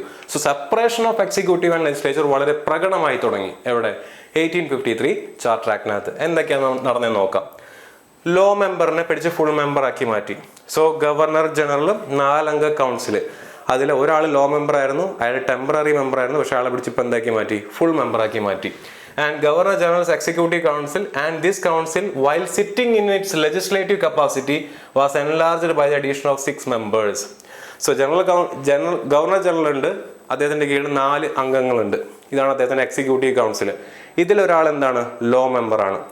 ഇനി ഇതേ കൗൺസിലിന്റെ കൂടെ ഒരു 6 ആൾക്കാരെ കൂടെ കൂട്ടി. അപ്പൊ എത്രയായി, 10 പേര്. ഈ 10 പേര് കൂടിയിട്ടാണ് എന്ത് തീരുമാനിക്കുന്നത്, നിയമങ്ങൾ ഉണ്ടാക്കുന്നത്. അപ്പൊ ആരൊക്കെയാണ് ആ 10 പേര്? ഓൾറെഡി 4 പേര് ഗവർണർ ജനറൽ എക്സിക്യൂട്ടീവ് കൗൺസിലിനകത്തും ഉണ്ട്. ബാക്കി 6 പേര് ആരാണ്, ഇതായി കാണുന്നവര്. Chief justice, puisne judge of Calcutta, members from Bengal, Madras, Bombay and north western provinces. ഈ 4 പേരും ഒരു സുപ്രീം കോടതി ജഡ്ജും ഒരു സബോർഡിനേറ്റ് ജഡ്ജും ബംഗാളിന്റെയും മദ്രാസിന്റെയും ബോംബെയുടെയും നോർത്ത് വെസ്റ്റേൺ പ്രൊവിൻസിന്റെയും പ്രതിനിധിയായിട്ട് ഓരോരുത്തരും. അപ്പൊ എത്ര പേരെ, 4, 2, 6 പേരെ. ഇതാണ് 6 പുതിയ അംഗങ്ങൾ. ഈ 6 അംഗങ്ങളും നേരത്തെ പറഞ്ഞ ഗവർണർ ജനറലിന്റെ എക്സിക്യൂട്ടീവ് കൗൺസിലിനകത്തുള്ള 4 അംഗങ്ങളും. അപ്പോൾ 10 പേരായി. ഇന്നത്തെ സിസ്റ്റം ഒന്ന് ആലോചിച്ച് നോക്കുക. മന്ത്രിസഭയിലുള്ളത് ആരാണ്, MLA മാരാണ്. നിയമസഭയിലുള്ളത് ആരാണ്, ഇതേ MLA മാരാണ്, അല്ലേ? ഇപ്പൊ കേരള ഗവൺമെന്റ് എടുക്കുകയാണെന്നുണ്ടെങ്കിൽ, ഏതെങ്കിലും സ്റ്റേറ്റിന് ഗവൺമെന്റ് എടുക്കുകയാണെന്നുണ്ടെങ്കിൽ അതിന്റെ മന്ത്രിസഭയിലുള്ളത് ആരാണ്, MLA മാര് തന്നെയാണല്ലേ മന്ത്രിമാരായിട്ട് വരുന്നത്, അല്ലേ? മന്ത്രിമാരല്ലേ നിയമം എക്സിക്യൂട്ട് ചെയ്യുന്നത്. സോ എക്സിക്യൂട്ടീവ് എന്ന് പറയുന്നത് ലെജിസ്ലേച്ചറിന്റെ ഭാഗമാണ്. രണ്ടും ഈ പറഞ്ഞ നിയമസഭയുടെ അംഗമാണ്. ഇതിൻ്റെ ഒരു ഏറ്റവും പ്രിമിറ്റീവ് സ്റ്റേജിലൂടെ കാണാൻ സാധിക്കുന്നത്. സോ ഈ രീതിയിലാണ് കോൺസ്റ്റിറ്റ്യൂഷൻ ഇവോൾവ് ചെയ്ത് വന്നത്. Executive council retain the power to veto. പക്ഷേ ഈ 10 അംഗ സംഘം, ഇവിടെ 6 പേര് പുതിയതായിട്ട് വന്നു. ഈ 6 പേര് അവരുടെ ഇഷ്ടത്തിന് നിയമം ഉണ്ടാക്കി കഴിഞ്ഞാൽ അപ്പൊ അത് പറ്റില്ല. എന്ത് ചെയ്തു, എക്സിക്യൂട്ടീവ് കൗൺസിലിന് വീറ്റോ പവർ ഉണ്ട്. ലെജിസ്ലേറ്റീവ് എന്ത് തീരുമാനം എടുത്താലും അവസാനം വീറ്റോ ഗവർണർ ജനറൽ എക്സിക്യൂട്ടീവ് കൗൺസിലിന്റെ കയ്യിൽ തന്നെയാണ്. Companies control over appointments was curtailed by the introduction of competition for the recruitment of Indian civil service. അപ്പോൾ ഇതുകൂടെ ഒരു ഇമ്പോർട്ടൻ്റ് ആയിട്ടുള്ള ഒരു നീക്കമാണ്. Competition, introduction of competition for the recruitment of Indian civil service കൂടെ ഇതിനകത്ത് കൊണ്ടുവന്നു. നേരത്തെ നമ്മൾ പഠിച്ചപ്പോൾ 1813 ചാർട്ടർ ആക്ടിനകത്ത് നമ്മൾ കണ്ട എന്താണ്, റോയൽ ഓർഡർ വേണമായിരുന്നു. ആരെയൊക്കെ അപ്പോയിന്റ് ചെയ്യാനായിട്ട്, ഗവർണർ ജനറലിനെ ഈ പറഞ്ഞ പോലെ കമാൻഡർ ഇൻ ചീഫിനെയൊക്കെ അപ്പോയിന്റ് ചെയ്യുന്നതിന് വേണ്ടിയിട്ട് റോയൽ ചാർട്ടർ ആവശ്യമുണ്ടായിരുന്നു പ്രധാനപ്പെട്ട എല്ലാ പോസ്റ്റിലേക്കും. ഇപ്പോൾ ദാ കമ്പനിയുടെ ഈ പറയുന്ന സിവിൽ സർവൻസിനെ അപ്പോയിന്റ് ചെയ്യുന്നതിന് വേണ്ടിയിട്ട് എന്ത് ചെയ്യുന്നു, കോമ്പറ്റീഷൻ കൂടെ കൊണ്ടുവരികയാണ്. അപ്പോൾ കമ്പനിക്ക് ഇനി എന്ത് ചെയ്യാൻ പറ്റില്ല, ഈസ്റ്റ് ഇന്ത്യ കമ്പനിയും ഈ പറഞ്ഞ അതിൻ്റെ കോർട്ട് ഓഫ് ഡയറക്ടേഴ്സിനൊന്നും ആളുകൾ അപ്പോയിന്റ് ചെയ്യുന്നതിനോ റിക്രൂട്ട് ചെയ്യുന്ന പ്രോസസ്സിനോ ഈ പറയുന്ന ഗവർണറിനെ അപ്പോയിന്റ് ചെയ്യുന്നതിലോ ഗവർണർ ജനറൽ അപ്പോയിന്റ് ചെയ്യുന്നതിനോ കമാൻഡർ ഇൻ ചീഫിനെ അപ്പോയിന്റ് ചെയ്യുന്നതിലോ ജഡ്ജിമാർ അപ്പോയിന്റ് ചെയ്യുന്നതിലോ ഒന്നും കമ്പനി എന്ന് പറയുന്ന ആ ഒരു എൻറ്റിറ്റിക്ക് എന്തില്ല, വോയിസ് ഇല്ല എന്നൊരവസ്ഥ വന്നു.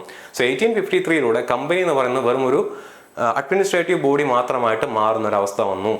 ഇത്രയും ഭാഗമാണ് നമ്മൾ ഇന്നത്തെ ക്ലാസ്സിനകത്ത് പ്രധാനമായിട്ടും ഡിസ്കസ് ചെയ്യാൻ പോകുന്നത്. അടുത്തത് സംഭവിക്കാൻ പോകുന്നത് എന്താണെന്ന് നിങ്ങൾക്ക് എല്ലാവർക്കും അറിയാം. 1857 റിവോൾട്ടും അതിലൂടെ കമ്പനി ഭരണം അവസാനിപ്പിക്കുകയും ബ്രിട്ടന്റെ കീഴിലേക്ക് നേരിട്ട് ഇന്ത്യയെ കൊണ്ടുവരുന്നത്. അതിനുശേഷം ബ്രിട്ടൻ പാസ്സാക്കിയുള്ള നിയമങ്ങളിൽ നിന്നാണ് നമ്മൾ ഇന്ന് പറയുന്ന ഈ ഭരണഘടന ഈ ഒരു രീതിയിലേക്ക് ഇവോൾവ് ചെയ്തു വന്നത്. ഇതിന്റെ ആദ്യത്തെ ഭാഗമാണ് നമ്മളിപ്പോൾ കണ്ടത്. നമ്മൾ നേരത്തെ കണ്ട ക്വസ്റ്റ്യൻസ്, നിങ്ങൾ ഇത്രയും പഠിച്ചതിൽ നിന്നും നേരത്തെ കണ്ട ക്വസ്റ്റ്യൻസ് നിങ്ങൾക്ക് ചെയ്യാൻ പറ്റുമെന്ന് ഇനി നോക്കി നോക്കാം. Which of the following acts ended the trade monopoly of the company in India and opened it to all British subjects except tea? ഏതാണ്? Charter Act of 1830 നിങ്ങൾക്ക് അറിയാം. Which of the following India was based on a report of committee headed by British Prime Minister Lord North? ഏതാണ്? Regulating Act 1773 നിങ്ങൾക്ക് അറിയാം. Which among the following was instrumental in promoting English education in India? ആരാണ്? Macaulay. Which of the following was the East India Company liquidated?